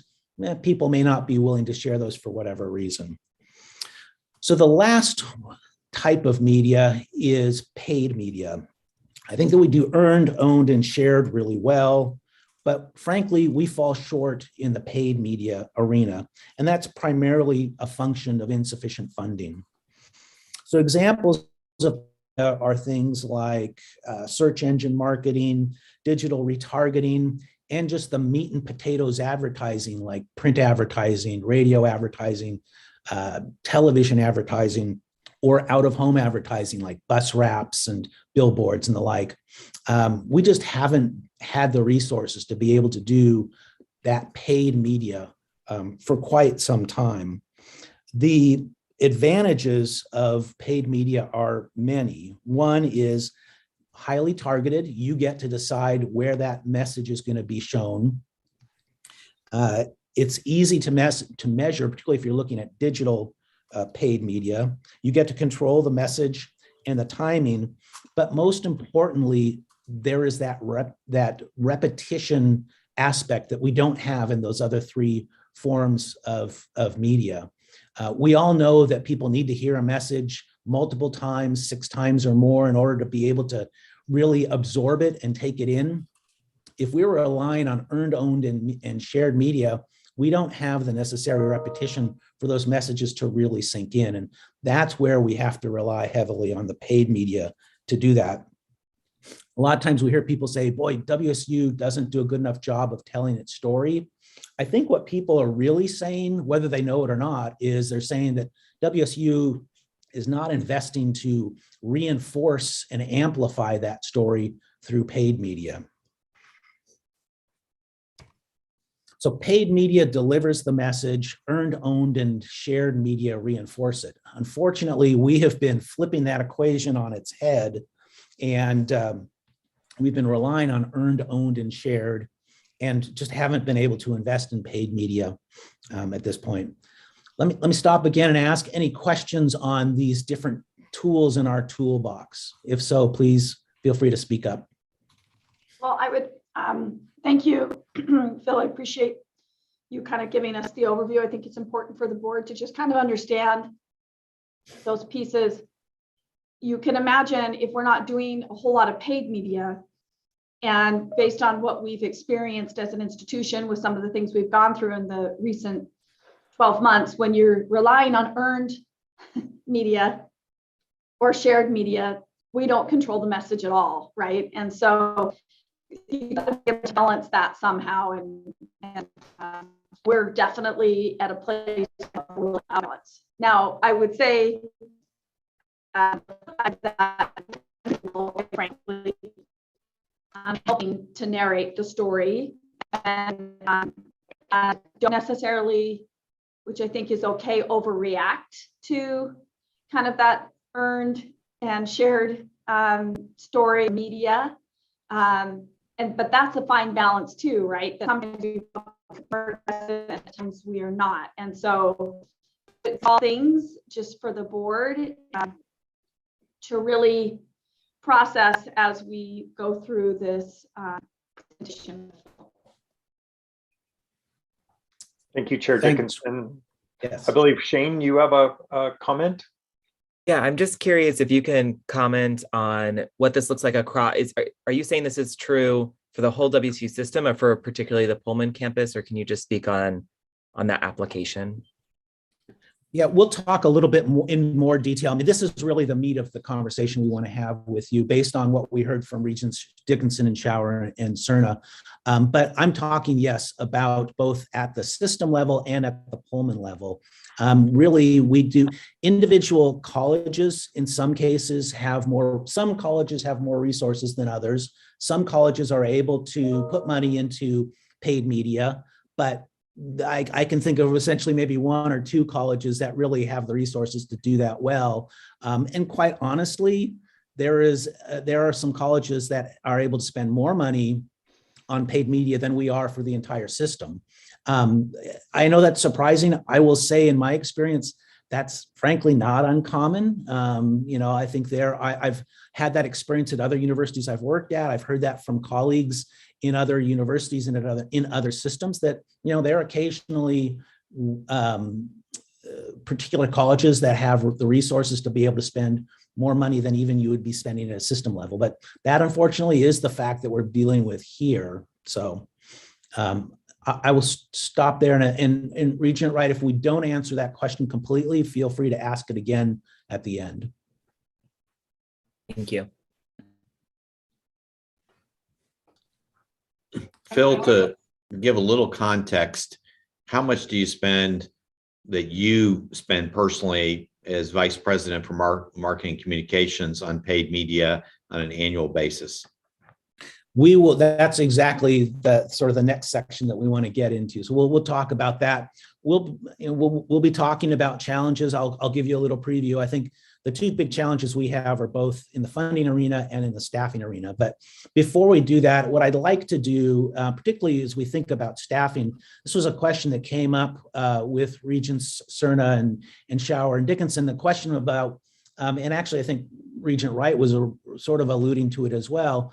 There are people who do communications within the colleges. There are people who do communications within athletics, for example. And the Regents had asked us previously, how do they fit in? What does that look like? And so what I'd like to do is, if I could, turn it over to Holly Sitzman and have her talk directly about the kinds of the responsibilities that her group are dealing with, and then what kinds of aspects of the work are in a more decentralized environment. So let me turn it over to Holly, if I could, please. Thanks, Phil. And thank you so much for having us today. On behalf of WSU's Marketing Communication Community, I appreciate you making this important topic a priority. I also would like to take a moment to thank the Strategic Communication and Brand Marketing team. They're one of the smartest, most creative and effective group of people I've ever had the privilege to work with. This small but impressive team delivers, both for the system as well as for the Pullman campus. They show up every day for WSU and work tirelessly to tell the university's story. As Phil just detailed, due to personnel and financial resource constraints, we focus much of our day-to-day work on earned, owned, and shared media. In our conversations with Regents Dickinson, Shower, and Cerna, we were asked to discuss the centralized marketing and communication responsibilities versus those functions decentralized across the colleges and individual campuses. These central functions are all closely integrated and core to WSU's storytelling efforts.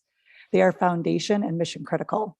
As we quickly walk through them, it's important to note that many of these have been rebuilt over the past few years.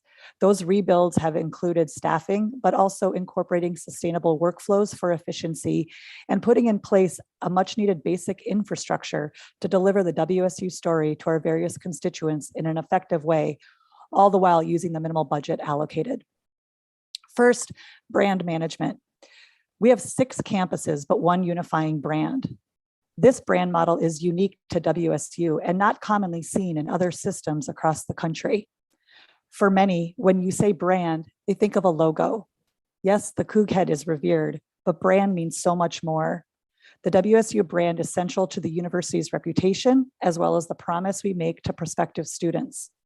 Managing that brand means ensuring we're speaking from one voice, delivering one identity. The tone, the narrative, visuals, and guidelines on how to apply the brand in all media are managed by this central team. I'll share a bit more on the brand effort we launched just a few months ago on an upcoming slide. Next, news and media relations. Not only does this unit respond to media inquiries, they also manage WSU's first ever online daily news site, the WSU Insider. The team produces original content and coordinates with other Marcom units across WSU to produce a fresh lineup of content every single day. Appealing to both internal and external audiences, Insider shares topical, newsworthy stories and helpful internal communications.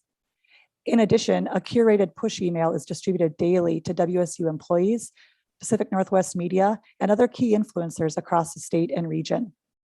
Insider was just first introduced to the WSU community in late 2017. The second iteration launched in September of 2021. Another foundational tool managed centrally and completely rebuilt over the past few years is our web infrastructure. Our team is responsible for managing the university's web environment, including assuring accessibility is prioritized and central to everything we do online.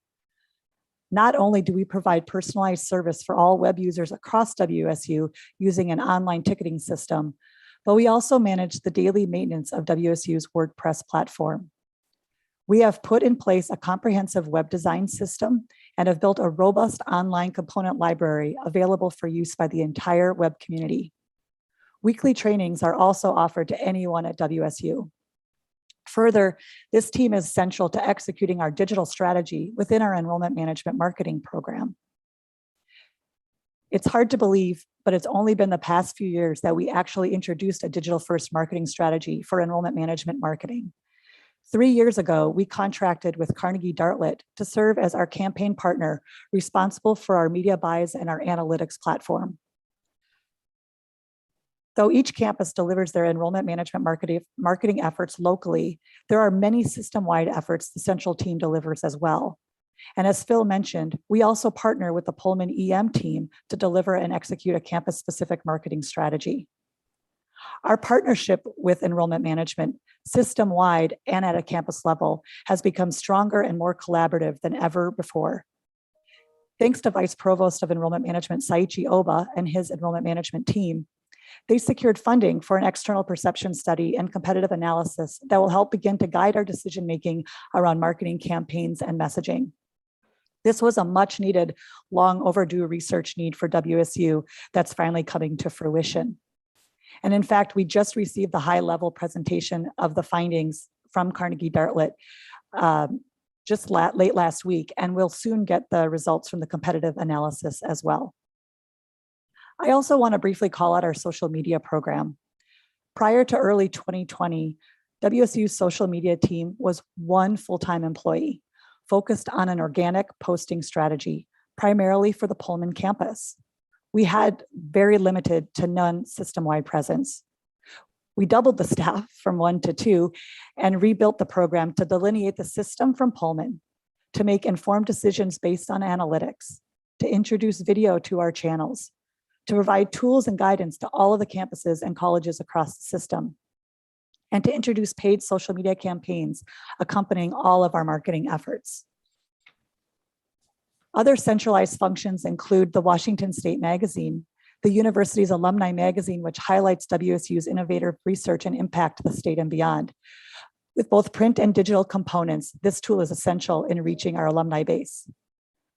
Our videography and photography services. Though some colleges and campuses have limited services in-house, our central team is available for everyone to use. I should mention that though these units report into the central team, they are not dedicated resources to our marketing efforts. Just as others pay for their services in-house, so too does the Stratcom and brand marketing team pay for them as well. The introduction of a more robust internal and executive communication program using new and improved tools like Insider, templatized messages, etc., to deliver key messages to the WSU community. Finally, on this list, we see public affairs. Public affairs is another relatively new function at Washington State University, for which we partner closely with external affairs and government relations team. This is an important tool for us to show our impact across the state and to influence decision makers and public policy. The university is in the process of hiring someone for this position now, and that person will be housed in Seattle. Although a centralized structure is common in many higher ed institutions, it becomes increasingly more challenging the larger a university becomes. In the case of WSU, our current organizational structure is that of a hybrid model with decentralized functions as well.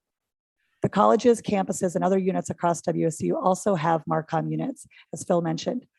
Though not an exhausted list, our colleges and campuses have their own Marcom teams for internal communications, college and campus-specific messaging, as well as enrollment management and recruitment marketing for their specific colleges or campuses. They also manage targeted student communications for their respective college or campus. The student affairs team housed in Pullman, led by Ellen Taylor, managed system-wide messaging to students, as well as messaging for all Pullman undergraduate students. Athletics is primarily decentralized, though they do partner with us on reputation issues and crisis communication. The foundation, as well as alumni, they have their own comms tools in which to message their stakeholders, but they often partner with us to amplify those stories developed by our central team. In addition, we work with the foundation and alumni, as well as others across the system, to ensure they have talking points on key issues facing WSU. One recent example would be the public report out of WSU's vaccination rates. Let me just stop there for a moment and see if anybody has any questions before we move on to successes. Okay. Seeing none, we were also asked to share some of our recent successes as well. Although I've already briefly touched upon these, I'd like to take a deeper dive in just to a couple of these. The launch of WSU's evolved brand. This past fall, we rolled out a modern, easy-to-use brand for the university. A little perspective here. The last time we updated the brand was 2000. There was no real web presence to speak of, no social media. Designed to modernize the brand and ensure it can be used in both digital and print, it's the first time WSU's brand would reflect the entire system. This effort included the development of both narrative and visual assets, as well as guidelines, training, do-it-yourself tools, and a new brand website. All of these assets were guided by both qualitative and quantitative research. This research, as well as the execution of these assets, were produced in-house and with no dedicated budget from the university. Truly something unheard of in brand management. Let me interrupt if I can, Holly. Sure. For anyone who's ever done a rebrand, the way that you typically do it is you work with a branding firm, you write a check that's 6 figures, and you let them go off for 6 months or a year, and they do the work and deliver it to you, and then you roll it out. We didn't do it that way. As Holly mentioned, her team did all of this work in-house. We did the qualitative and quantitative research in-house, analyzed the data from that research, put together the brand guidelines, put together the brand website, did the rollout. And so it took time because we had to do it in addition to everything else that the team was responsible for. But and I think the brand that they've come up with, one thing I guess I would say about it is this brand has been embraced to a greater degree than any other time I've done brand updates. This is my 4th in my career working with both higher ed and private corporations. Typically, people are resistant when a new brand comes out. They don't like it. They like what they had. On the higher ed side in particular, the alumni are the group that are typically most resistant to a change. When we did our quantitative research, we found that it was the alumni group that most liked the work that Holly's team had come up with. So it was quite a surprise. I was warning my team that there's going to be pushback and we have to just power through. And that hasn't been the case. It's really been embraced by really every audience. So kudos to that team for the work they've done with this refreshed brand. Thanks, Phil. And part of this effort too was the development of a new commercial now used on the Pac-12 network. We developed WSU's first ever system-wide commercial. For many of you, I'm sure you're aware, our last commercial was shot more than 6 years ago and focused only on the Pullman campus. Because we didn't have a budget to amplify the new brand, we used the commercial to help showcase the new brand on social media, as well as found low-cost strategic opportunities to use it. For example, in some very targeted brand messaging in Seattle, El Paso, and Michigan during the Sun Bowl last month. Production of a commercial like this typically costs upwards of 6 figures. Again, kudos to the internal team. We did it all in-house for $15,000. I want to talk a little bit about upskilling the team. As employees have left WSU, vacancies had been closely examined to ensure we've been hiring the right skill set for what was needed most at the time. Organizationally, we needed to expand our capabilities and upskill some key functions. Although we still have more needs to consider, which Phil will touch upon soon, new roles the university added included our first creative director, our first web development director, an enrollment management marketing director, a social media strategist, an art director, and a front-end developer. And again, all of these positions were existing positions that we just reworked to make sure that we had those skills on our team. In addition, we looked at our marketing content and we centralized that into one unit. Responsibilities of the news team expanded to include internal communications, and the visual team was completely re-envisioned and restructured. With a strong team in place, those on the strategic communication team now often serve as leaders in their respective disciplines across WSU. This upskilling has also allowed us to improve our analytics environment, guiding our decision-making process in a way we haven't been able to do before. A robust media monitoring platform has been integrated into the daily workflow of the news team, as well as the social media team. The web team has also rebuilt its analytics tools to create a more user-centric experience in our digital environment. And in mid-2020, our team invested in the first ever digital asset management system for WSU. Unfortunately, it's not yet available system-wide due to budget constraints, but it has drastically improved the team's workflow in the central area. The final thing I would like to take a quick moment to talk about is our COVID-19 communication support. I don't have to say it's been an all hands on deck across all of our colleagues across WSU in the Marcom environment. That said, the strategic communication and brand management team led much of the execution of the WSU system and Pullman response to the global pandemic, communicating decisions made by leadership and responding to questions from all stakeholders during a very confusing time for everyone. Countless high priority messages from senior leadership, hundreds of insider stories and FAQs, 5 iterations of the COVID-19 website, including daily push emails sharing new developments during the first year of the pandemic, earned media, and more were some of the tactics used. In addition, 5 major paid social media campaigns were launched. WSU Together, an internal campaign building community across the system at the start of the pandemic, which then stretched into our recruitment efforts. Palouse Unity, a multi-state campaign launched between Washington State University and University of Idaho that started with our 2 mascots and eventually grew into 2 communities in 2 states with a common goal to fight COVID. A targeted social media campaign highlighting WSU's COVID research. And a statewide vaccination effort, Cougs Get Vaccinated, managed completely in-house by this team. This campaign in particular showcased WSU's own Guy Palmer to help address the hesitancy surrounding the vaccine through a series of short videos. With only a minimal investment, we were able to reach nearly 1 million people across the state of Washington, targeting those counties with the lowest vaccination rates, encouraging them to get vaccinated. That campaign was directly responsible for driving nearly 2,000 Washingtonians to Vaccine Locator to schedule an appointment. Finally, my colleagues in design and printing services have been implementing automation tools that improve customer service and productivity.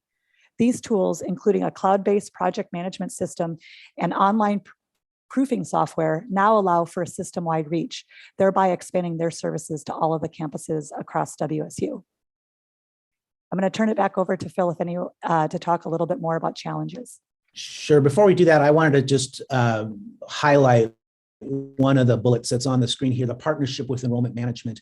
Enrollment management is run out of the provost's office. As you recall, Saichi Oba made a presentation to, I think it was probably the last Regents meeting we had. And I have to say a big shout out to Saichi and his team.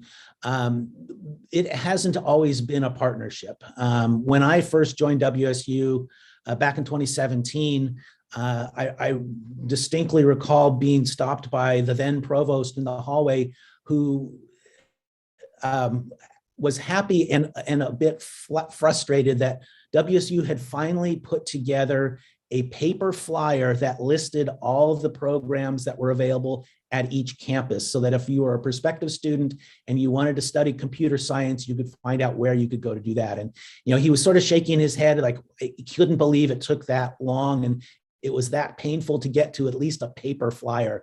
When I think about where we've come since that point to where we are now, I think we're light years ahead. I think we still have a lot of work that we need to do with enrollment management. I think that's a critical area for WSU, but I think we have to say thank you to the Provost's office and to the enrollment management team for being such good partners with us, because we'll talk a little bit about this in a second, but I really do think recruiting and retaining students is really going to be critical for WSU moving forward for a number of reasons. Let's move on though to challenges. I'll just stop quickly and ask, does anybody have any questions about what was on the last set of slides? All right, let's move on. So Bill, I would I'm say, just gonna, oh yes, I'm sorry to please. interrupt you, but No. I do want to reiterate, I'm somebody who's done a lot of rebrands of big corporations and entities in my career. To do a full rebrand, the way in which WSU, Phil and Holly and their team, I mean, I just am personally, and we're starting it now, and it won't be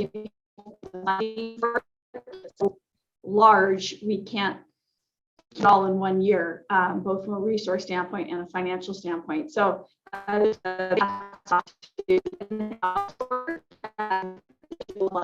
talent inside the marketing and communications team to be able to actually do the design work, the data-driven decisions around it. I mean, it's not just about putting a nice logo together. So it was well done and it looks great.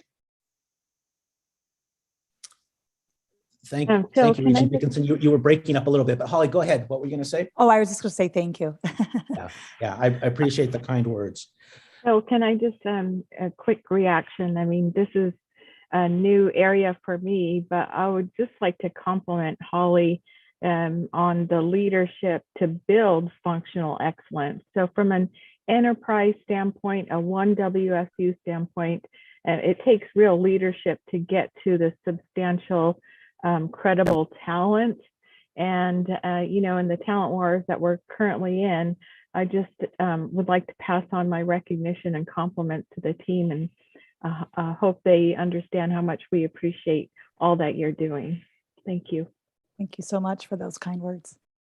Bill, I had one question. Yes, please. And I don't want to take up too much time. Holly and Phil, you can answer this too. From the people that do video and still photography for you, how many people are we talking about? So right now, our video team has a manager, for which we're looking for a new manager right now. Our previous manager moved to Nashville, Tennessee just recently. So we have 2 videographers on that team with a manager that oversees that team. And then the university has 2 photographers, and they are both operated in a service center model. So what that means is that they don't receive any operations dollars. In addition to their operations, we also, part of their salaries in the video team are tied to the service model. So what we do right now, not having a dedicated videographer in the central team, is I actually have a memo of understanding with my team. I've committed, I've paid forward some videos that I'd like to be able to ensure that we can use in our recruitment efforts, in our brand marketing efforts. So essentially we pay our video team to deliver at least those videos, but they are also serving the vast majority of the system. Like I mentioned earlier, some of the campuses and colleges have maybe 1 videographer or a photographer in-house, but the central university photographers and videographers in total, that's 5 people, actually 2.5 photographers, because we have 2 full-time employees, 1 half-time, and then 2 full-time videographers and a manager for the video team that's being searched for right now. How many are in athletics? I'm just curious. I cannot answer that question. I think there's somebody on the meeting here from athletics. I don't know if they can, or Phil, can you answer Mitch, that question? I don't know if we want to put you on the spot, because I don't know if you know the answer to that question. I will say though, from an athletics perspective, athletics actually hires our photographers to shoot all of the games that they do, they end up using WSU, our photographers. There was, for those games that are not automatically covered by the Pac-12 network, athletics does work with students, and students produce the webcast of those games. So they do have, I think athletics uses a variety of sources to do both their video as well as their still photography. Okay. I think it would be pretty safe to say everybody knows Bob, Shelley, and Dean. They are in all of, literally at every tournament, game, sporting event. One of them are sure to be there.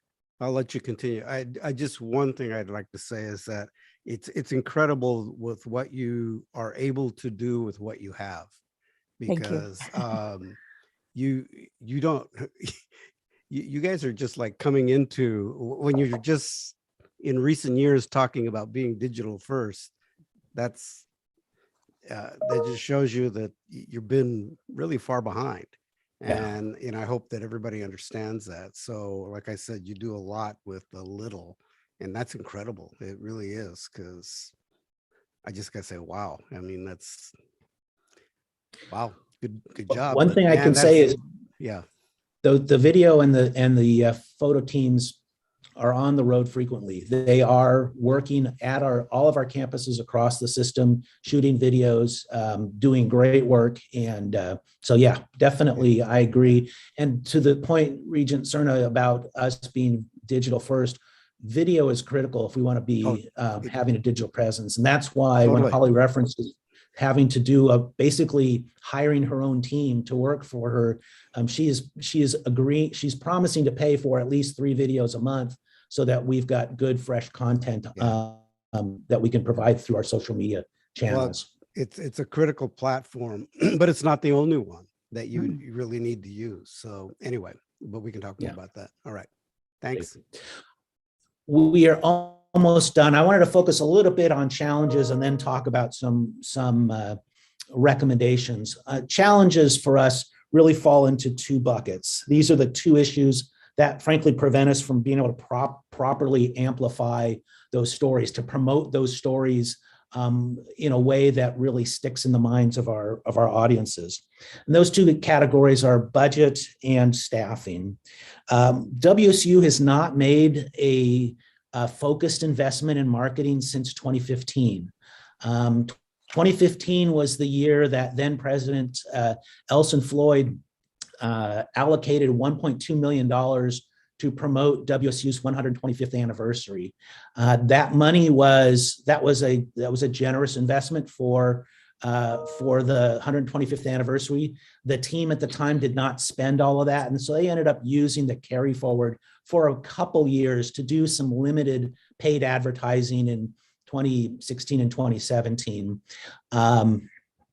Previous to that investment in 2015, and Holly made mention to this, the last time that WSU had what I would call consistent, sustained funding earmarked specifically for marketing was started in the year 2000. That's when then President Lane Rollins, frankly, my understanding was having to address some negative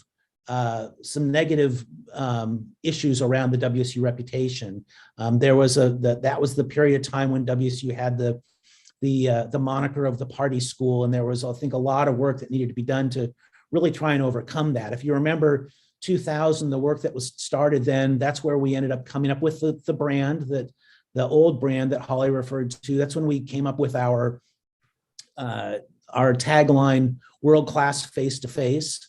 It's also the time when WSU had what I thought were just an exquisite series of television ads. If you've ever had the chance to see those, they were just beautifully shot, very cinematic. They just really were powerful. When I talk to some of my colleagues who've been around for a while, they really think about that period. It was 22 years ago now, but for them, that was really sort of the golden age of marketing for WSU. And quite frankly, I think the work that was done then has had a hangover effect in a positive way and allowed us to sort of be coasting on our reputation. We've been trading on the work that was done during what turned out to be about an 8-year period now for close to 20 years. As I said, Lane Rollins started, he provided consistent funding for marketing through the Great Recession. So by 2008, that funding had to be eliminated due to the recession. And so the next sort of infusion of funding didn't come till 2015. The other thing that complicates matters, not only have we not seen sort of new investment, but we've actually, as the Regents, you are well aware, we've been in 5 years of budget cuts. The first 3 years that I was here at WSU, we went through what we referred to as our fiscal recovery process. If you'll remember, WSU had significantly overspent and was in a hole and had to take drastic action. We fortunately were able to, through this fiscal recovery process, get out of that hole and do it in great fashion. We more than exceeded our expectations for where we would be at the end of 3 years. But what that meant was for each year, each unit had to reduce its run rate by 2.5%. And then those were cumulative over time. So by the end of 3 years, the run rates were reduced by 7.5%. Just as we had emerged from fiscal recovery, we had exceeded our goals financially. We were looking forward to a period of being able to look at investment.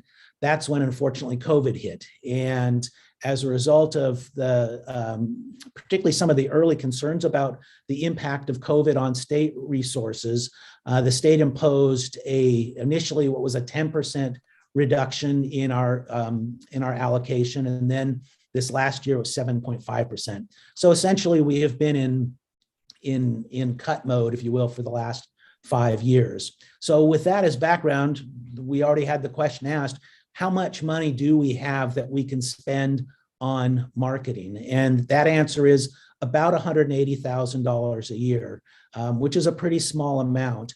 Most of that is focused on undergraduate student recruitment, and that undergraduate student recruitment is mostly centered on the Pullman campus.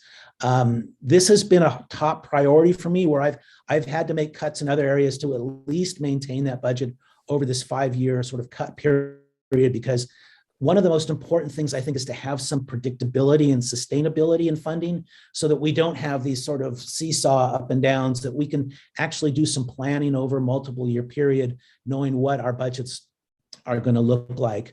The other thing I have to say, again, this is a shout out to our colleagues in enrollment management and the provost's office. That $180,000 is just what we have on our side of the table when it comes to undergraduate student recruitment. We partner, as I said, with enrollment. We split the cost of the salary costs of our enrollment management marketer. We pay half of this person's salary, enrollment pays the other half. We also split the operational budget. So this $180,000 is what our operational budget is. Again, most of it is on recruitment. You did hear Holly talk about some of the other paid, sort of small paid campaigns we've done, most recent being trying to market or sort of trying to capitalize on WSU's presence at the Sun Bowl.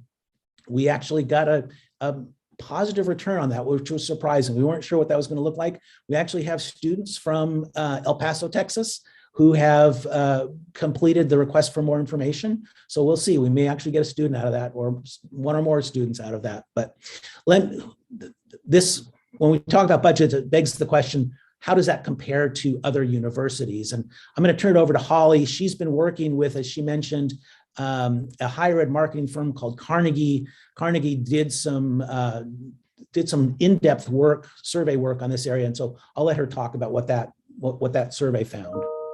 So Carnegie Dartlet published findings in February of 2020, right before hitting COVID. They conducted a structural analysis across higher education. So they reached out to their contacts across the industry to tackle kind of some of these age-old questions that we're all facing. Are we doing enough? What are other schools doing with their marketing programs? How are they structured? How do our resources compare?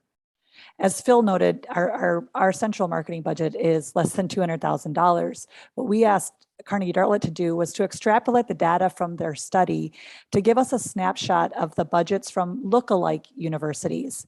So lookalike universities are comparable to us in enrollment size, designation as a national university, and type, public versus private.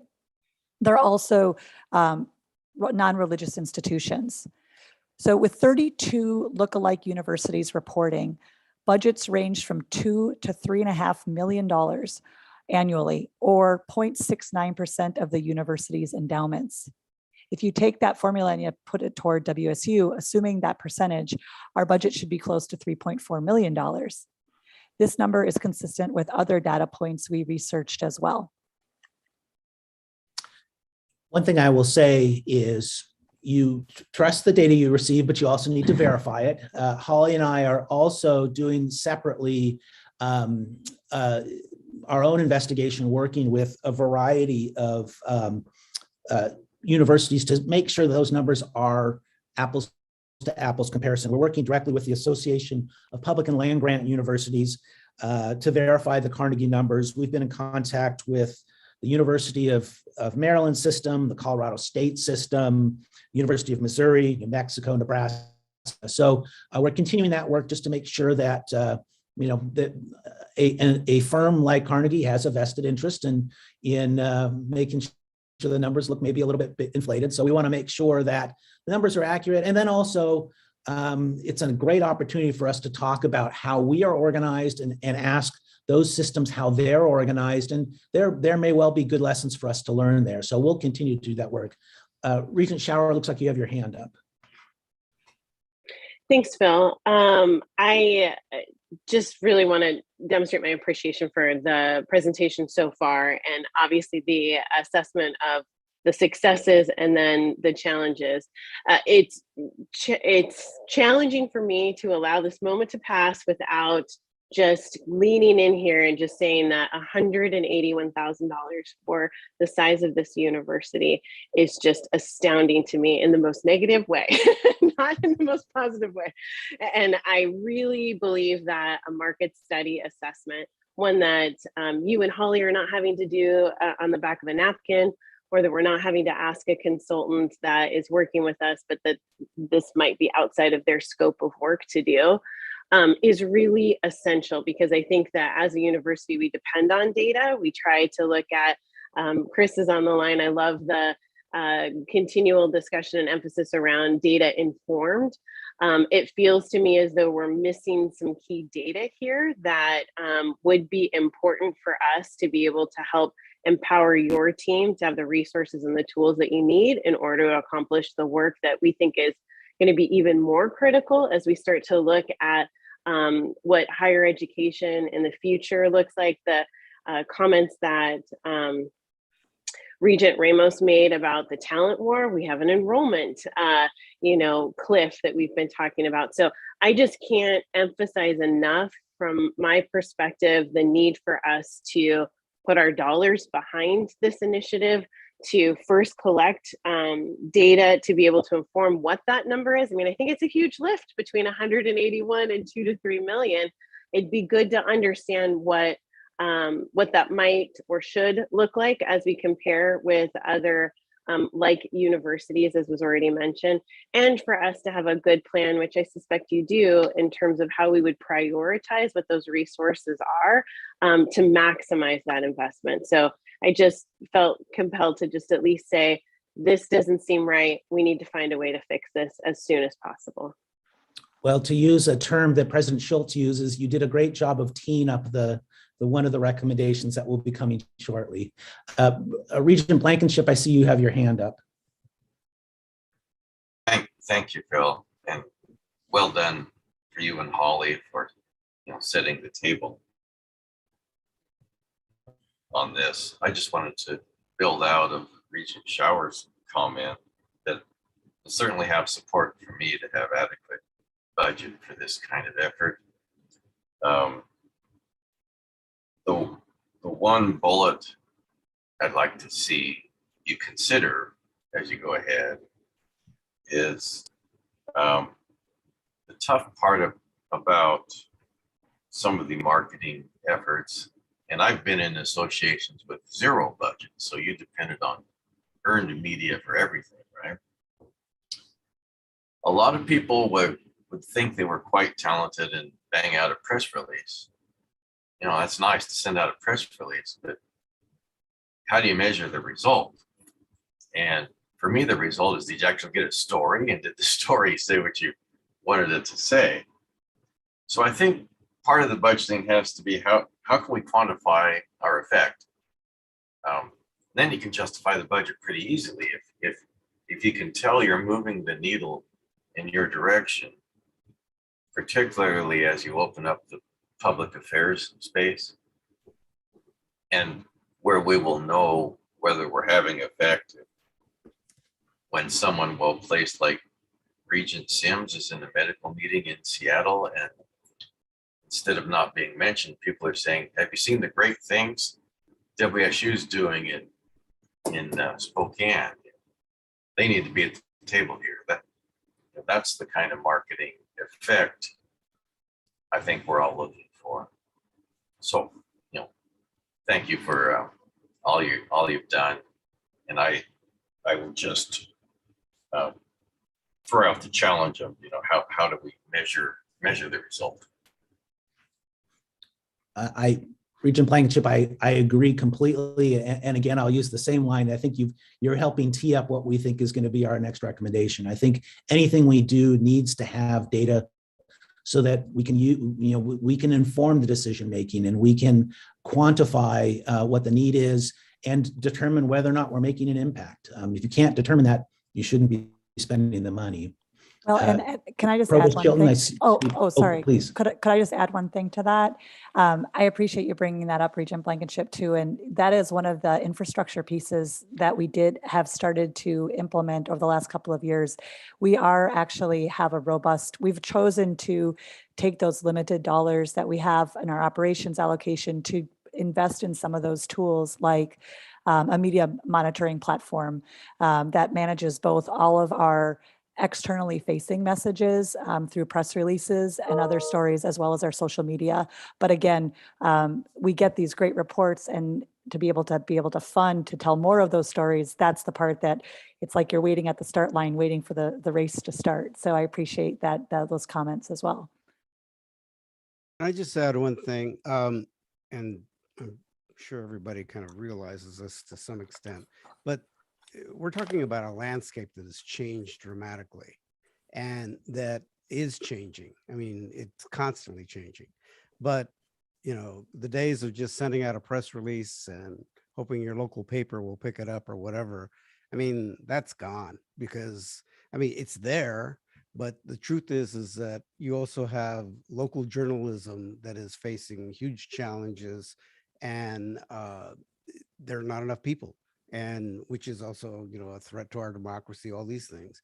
But for the university, I think there's an opportunity here to, I think, you know, tailor your message. And also when you have tough issues to deal with, like we had with the football coach, like we had with COVID, you can, you know, you can complain and all of that about the coverage you might get. But the thing is that you can take control of that, or you can guide that. You can get your own message out with the use of social media, as well as, you know, other platforms. So I think we have to look at that. We have to think about that really seriously, because it's a way of you know, taking the lead, and also putting your message out there, but telling your own story. And I think that's the one thing that the university is really lacking right now, is that we're not telling our story. We're not telling, I mean, we go over there as Regents and we meet people that are great, you know, that are doing great work.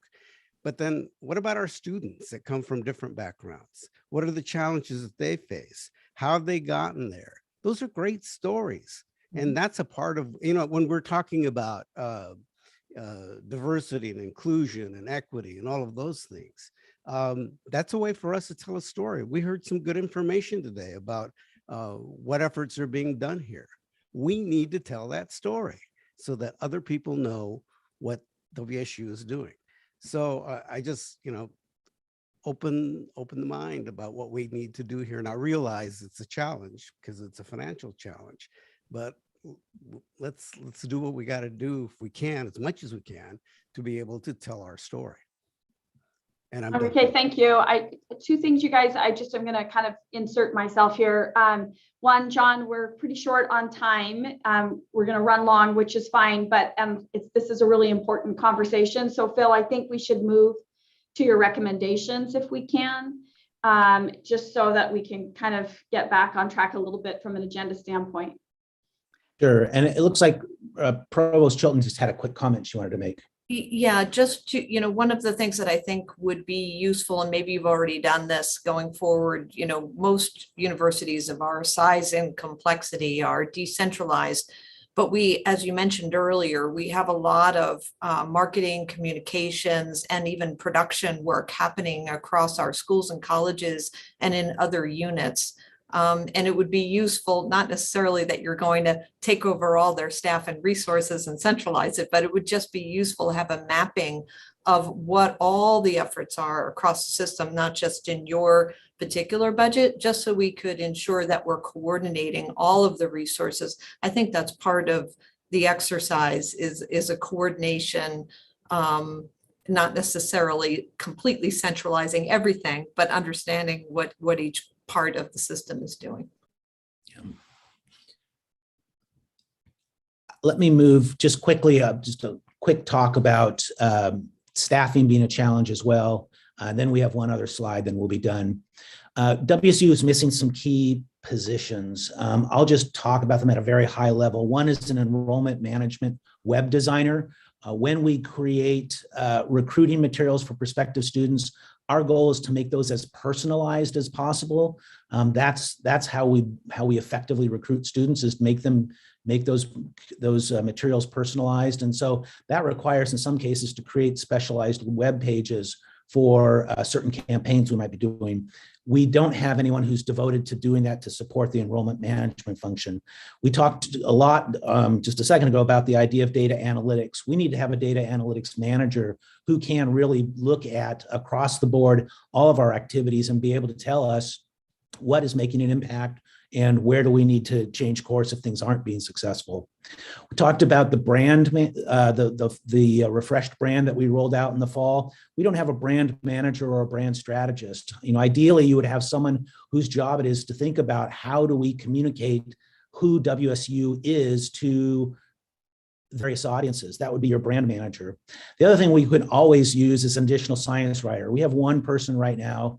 We have a rock star of a science writer, a woman named Sarah Zaski, who has a strong science background personally, but also is an exceptional writer. She's able to talk with researchers and understand the esoteric nature of the work that they do, but then translate it into language that you and I can understand, or at least I can understand. I think you all may have a better understanding, but the other thing that's important to remember is not only do we have some missing positions, but like many other units at the central level, our system-wide staff is also supporting the Marcom needs for the Pullman campus. So as I said, we've got a small but mighty team, but they are being pulled in several different directions.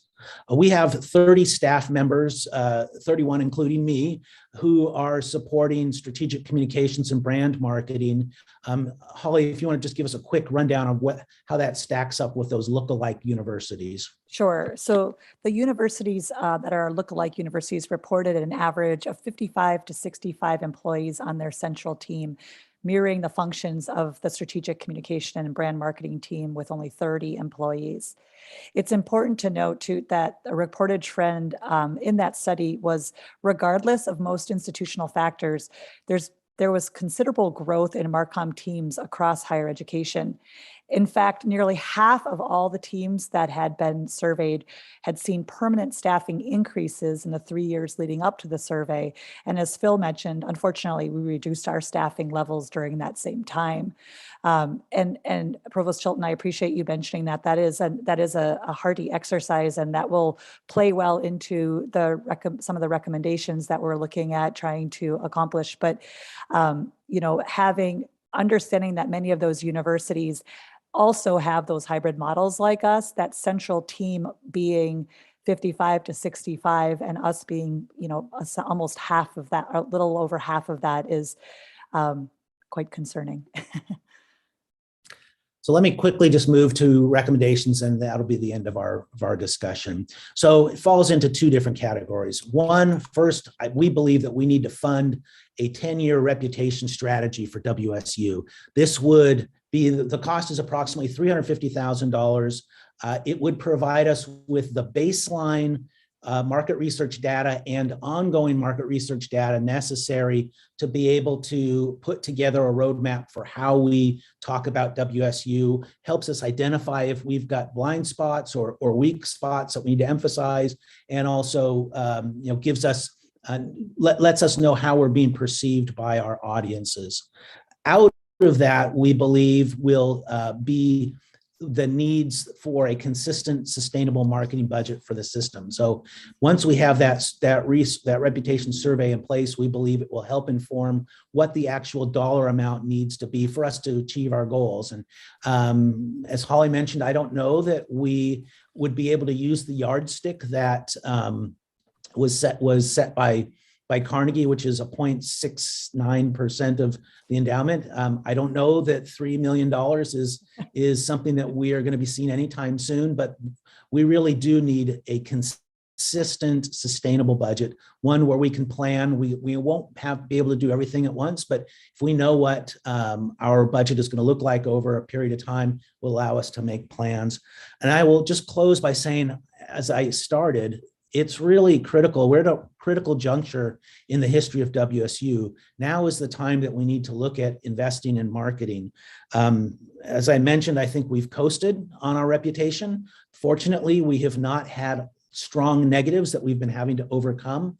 But the longer that we don't tell our story and pay to tell our story, the more likely it is that we become irrelevant. And at worst, other people tell our story for us, and they don't tell that story in the light we want them to tell it in. Two things that we need to think about. We talked about student enrollment. Just last week, there was a series of national stories that said well over 1 million students are taking time out from higher ed. They've left, they are not enrolling, and they may not come back. That is a serious concern for any university. For WSU in particular, as you well know, our funding comes from tuition revenue and from state appropriations. We can try and influence state appropriations as best as possible, but tuition revenue is one of those levers that we have more direct impact on. And so I would argue that we need to be investing in new student recruitment and student retention so that we can shore up our enrollment numbers. And again, as I talked about at the very beginning, we are at the cusp of launching a comprehensive fundraising campaign. And now is the time for us to be reminding our donors of why they love WSU and why they're going to want to support WSU financially when that ask comes. So I will stop there. We would love to hear any comments. I know we're short on time, but and also, we look to you for your advice and support. This may be a conversation we need to take offline given the time we have left, but we, as I said in the beginning, are always open to receiving feedback, and your advice and support is very welcome. Phil and Holly, thank you very much. Certainly you've raised a lot of very important issues here, ones that I know that the Board of Regents and staff will really lean into, and we look forward to working with you on your marketing and communications plan going forward. At this time, due to time constraints, I would like to invite our Vice President for University Advancement and WSU Foundation CEO, Mike Connell, to give us a presentation on WSU's Foundation Environmental, Social, and Governance Investment Strategy. Mike? Good morning, Regent Shetler, and good morning, everyone, and thanks for being here. Just, I think, a quick informational update, maybe quick background as to how we got here. I think many of you will recall at the September meeting, we had 2 faculty members in the public comment period suggest we consider divesting of fossil fuels. After that meeting, we did have the idea of divestiture added to the investment committee agenda. The investment committee meets 4 times a year, and they are charged with investing both foundation and university assets that are endowed. At the November meeting, I think there were 2 students that made public comments in this space. And some of you know that there was also a survey sent out from the Student Environmental Sustainability Alliance. I have not seen the results of that survey. The investment committee met November 30th. Regent Redmond sits on that body, and I welcome her additional comments. Our outside advisor for the endowment is Mercer. We had asked them to be prepared to discuss this topic. Some of you know, and today's agenda reflects the fact that fossil fuels are part of this environmental, social, and governance investing domain. Mercer was well prepared. They do use a rating system as they look at some of the different investment opportunities. So they kind of walk through how they do this. They give us an initial maybe assessment of some of the folks we work with. I appreciate Regent Redmond really leaning into the conversation. Frankly, it's not just about fossil fuels. There's a fact that Mercer put up a word cloud. I think they had 58 different topics associated with ESG investing. A good conversation in the investment committee meeting. They meet again in 4 weeks, February 17th. So this will continue. I have had follow-up conversations with the chair of the investment committee, Gene Voiland. I've kept Kirk up to speed on this journey, if you will. He encouraged me to reach out to our counterparts over at the University of Washington. I talked to, some of you know their endowment is managed by an entity called UWINCO, UWINCO. I spoke to the folks at UWINCO last week, including the individual that leads their ESG efforts, and they do on their website have if you will, a position paper relative to ESG. So I would suggest we have kind of rolled up our sleeves and started our journey relative to ESG investing. This is not something that necessarily has a start-stop. I think it's an ongoing effort. And we are on that journey. Regent Redmond, I don't know if you have additional comments coming out of the investment committee meeting. Yeah, I was very glad to start the discussion. I think we are a little bit behind, quite honestly, and I'm glad we're kind of accelerating into it. You know, we hadn't looked at ESG in the past. And this issue of fossil fuels became very topical. And so that started the conversation, but we broadened it significantly. And it is a real tension. I mean, I can tell you, I've been at investment conferences where, you know, Stanford will say, we don't look at anything other than returns. And that's as recently as like 2 years ago, which just, you know, caused my jaw to drop. So, you know, alignment with the mission and a growing recognition in the investment community that ESG is not incompatible with returns, but can reinforce returns is kind of where we have to kind of put our mindset and then see what our, you know, very able consultants can do to get us not only the returns that we need, but also position us well with the rest of our mission. But it's high time that we accelerate into this and catch up. And Mike, I really appreciate you grabbing that bull by the horns and getting going on it. So thank you. Absolutely, thank you. I'll turn it back over to you, Regent Shetler, and happy to address other questions.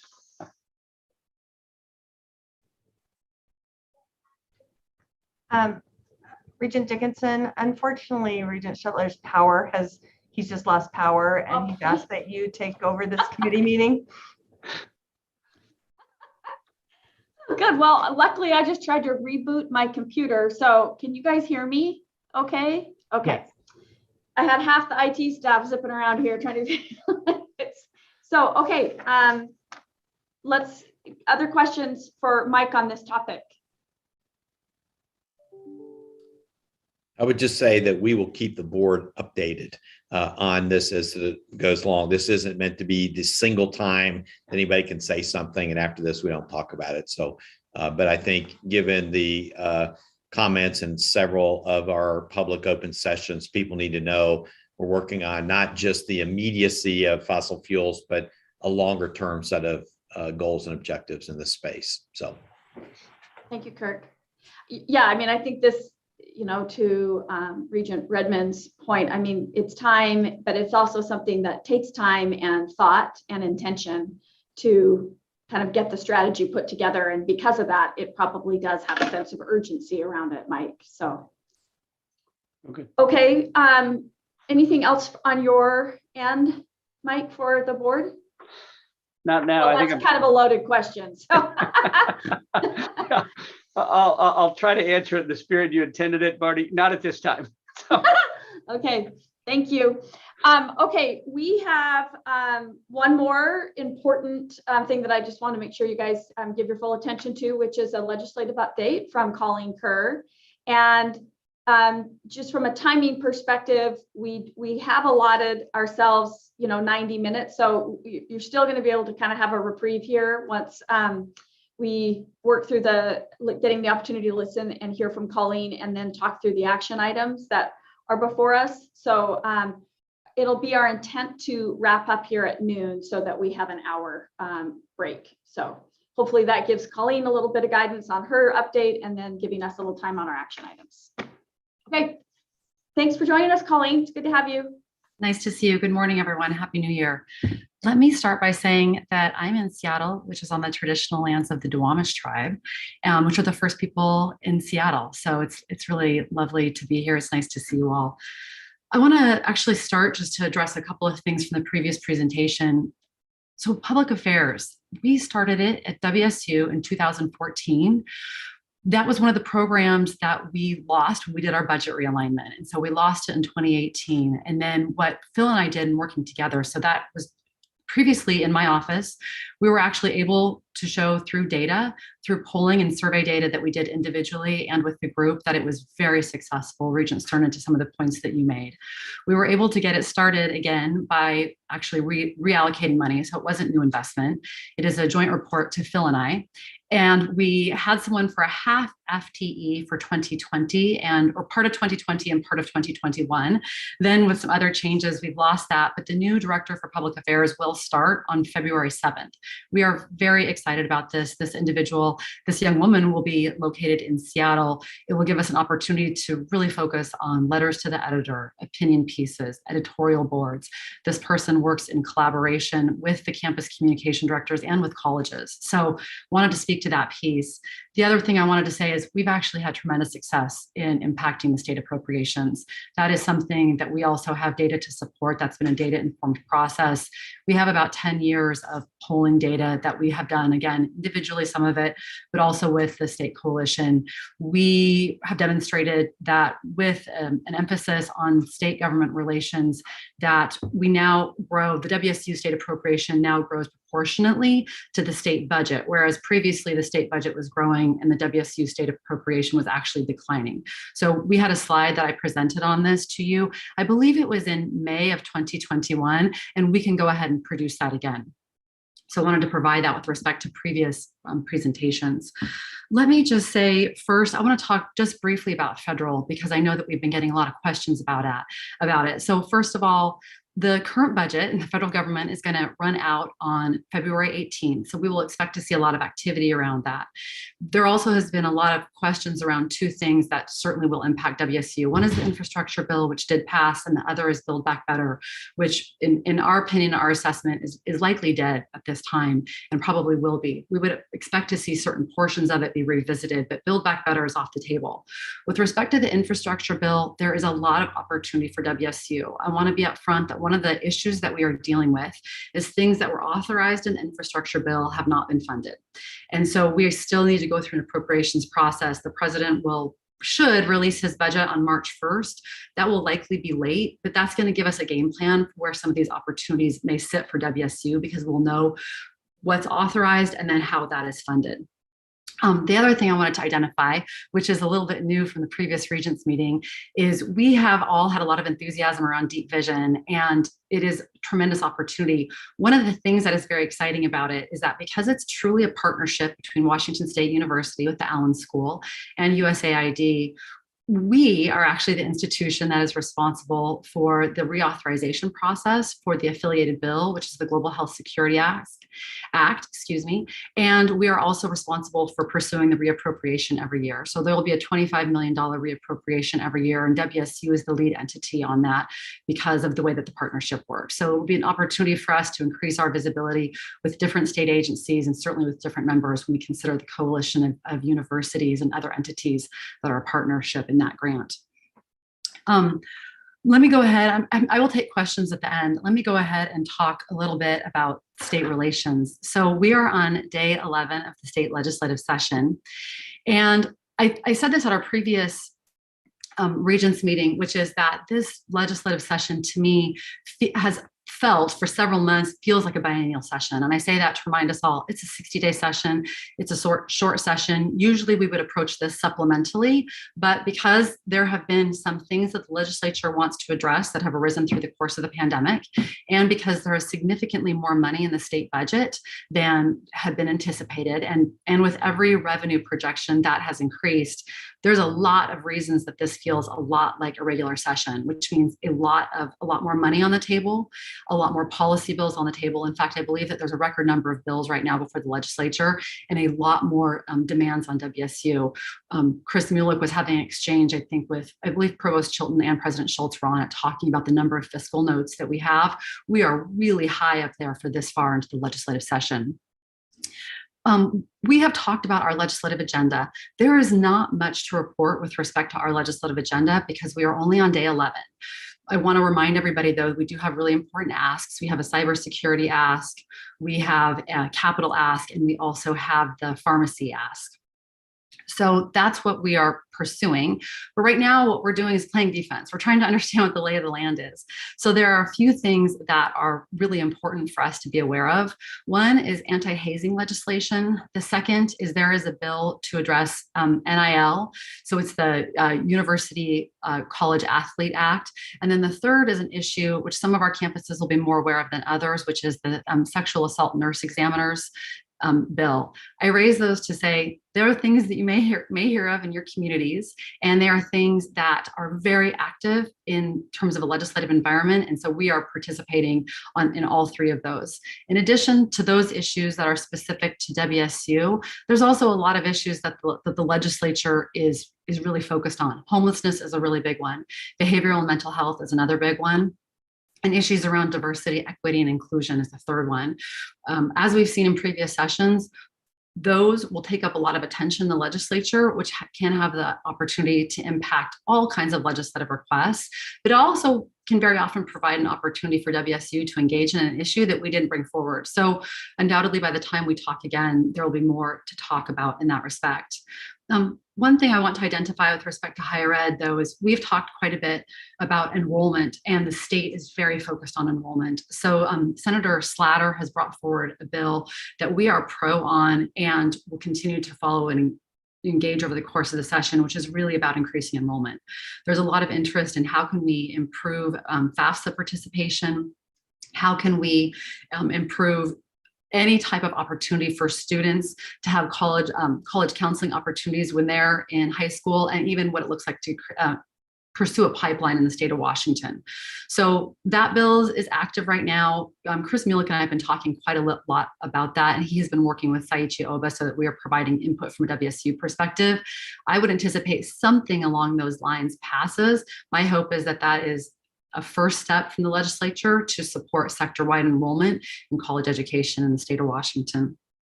The last thing I want to identify is that we had an advisory council summit last week. So that's been a project that Chancellor Netzhammer and I have taken a leadership role in, which is different opportunities to convene our advisory councils.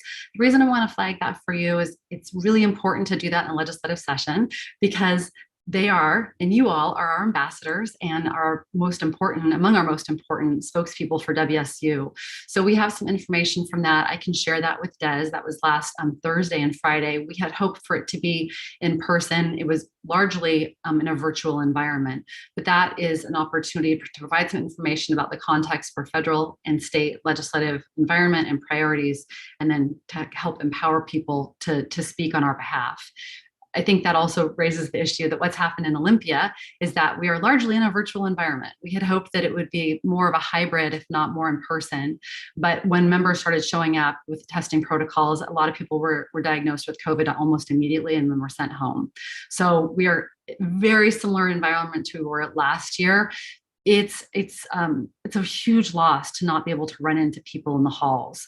And it also makes for very long days, because what ends up happening is we'll do meetings starting at 6:30 a.m. and 7 a.m. and then they often go into the evening. My hope is that as we kind of get through the rest of this month, that we'll start to see opportunities for some informal meetings, which is something that Kirk and I, President Schultz and I have done in DC and has been very successful. And so I'm hoping that that will avail itself in Olympia as well. So that is a brief presentation, brief conversation, trying to be respectful of time and also acknowledging we are on day 11 of session. I'm happy to take any questions. Thank you, Colleen. Questions for Colleen? Colleen, I have a question in regards to understanding that there's a $13 billion budget surplus at the state. So, and recognizing that people are acting like this is a, session. We were on a call with the governor earlier this week, and he's certainly focusing on K through 12.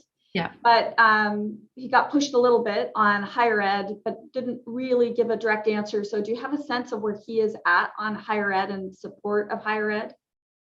So Governor Inslee has been very supportive of higher ed generally. I think the practical reality is that right now, with the pandemic and some of the news that we have with respect to testing for K-12, there's a lot of focus and emphasis on K-12. So I don't know that I would say what his statements were recently would be indicative of where he is at generally. He has been very supportive of higher ed, and he has people in his office who are very supportive of higher ed. We are asking for a lot.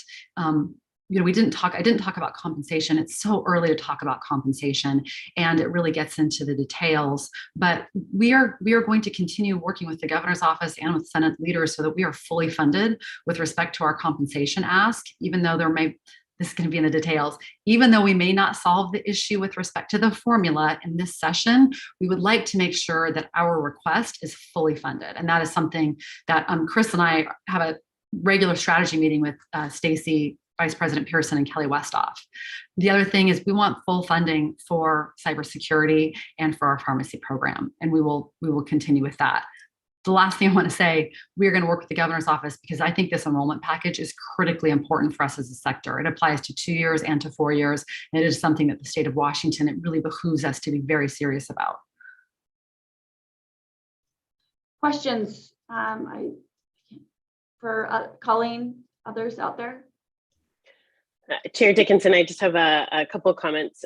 First, I love that in this meeting, we have both the combined MARCOM presentation by Phil and then the legislative presentation by Colleen, and the integration within this umbrella of public affairs. So, which traditionally is that media piece, that governmental relations, that community, how that all plays together to help us achieve kind of our priorities right now. It's just so critically important.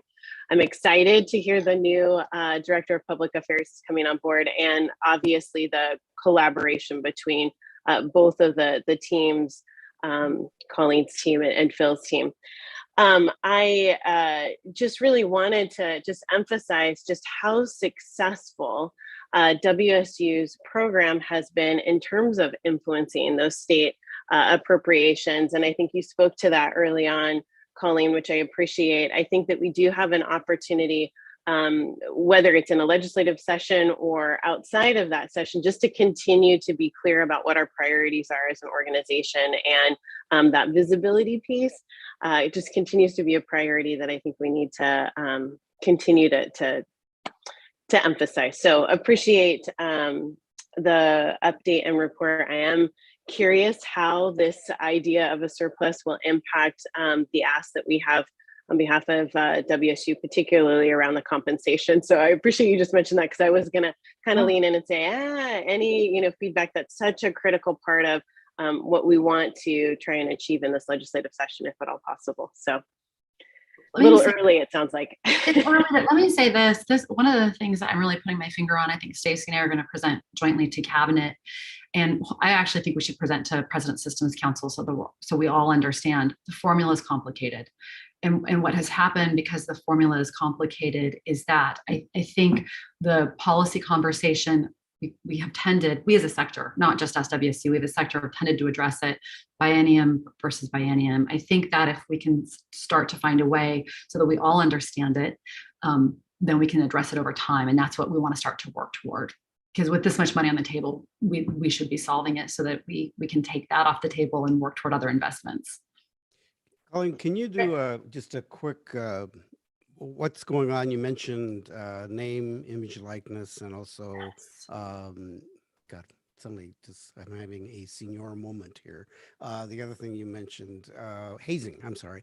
Yeah, Colleen, I'm going to give you 2 minutes to kind of wrap that up if you can, please. Let me say, yes, absolutely. Let me do it this way. So the bill report for NIL, for the NIL bill, is not actually out yet. The bill is so new. So what I can do though is when we get the bill report, I can get those to Des. We can send it for both the anti-hazing and for NIL. Let me say with respect to anti-hazing, that has been a multi-month, I think actually it's gone on over a year process that we have been working on very closely with student affairs as well as with all of our institutions. And that one is a little bit more involved, but we'll send the bill, we can add some narrative language and make sure that everybody has that. That would be the easiest way, because otherwise we'll end up having a longer conversation. I think you're on mute, Regent Dickinson. That would be a great idea. And I think we could, it will prompt questions and we'll probably want, it might be better to have the conversation once we're deeper into the session. I think so too. Yeah, I think so too. Okay. I'm going to just say thank you, Colleen. We appreciate the advocacy work of you and your team, and Chris. We know that, and Glenda, you guys are all doing heavy lifting in just yet again, a challenging environment. And it's just so much more difficult, like you said, when you don't have that natural ability to kind of pass in hallways, sit in the rotunda and see people. And so thank you very much. WSU appreciates it. Okay, we have 2 action items to briefly review. The first one is the proposed update to the WSU Foundation Consolidated Endowment, Investment Policy Statement, and Spending Policy. And Mike, I'm turning that to you, I believe, to review that. Great. Thank you, Regent Dickinson. And good morning again, everybody. I believe Don Shear presented this at the November meeting. So you have in your materials both the clean and redline version of the updated document. This does warrant your attention. The document we're currently working from was most recently approved in 2013. So I know you have it. You've had a chance to look at it. Hopefully, happy to address any questions. I think fundamentally, it's worth noting we did kind of decouple the charter and the investment policy and spending rate statement. There's a lot of just updates to titles and verbiage and a little bit of procedural stuff, but I would call it mostly a cleanup. And I'm happy to address any questions. I know we're a little short on time.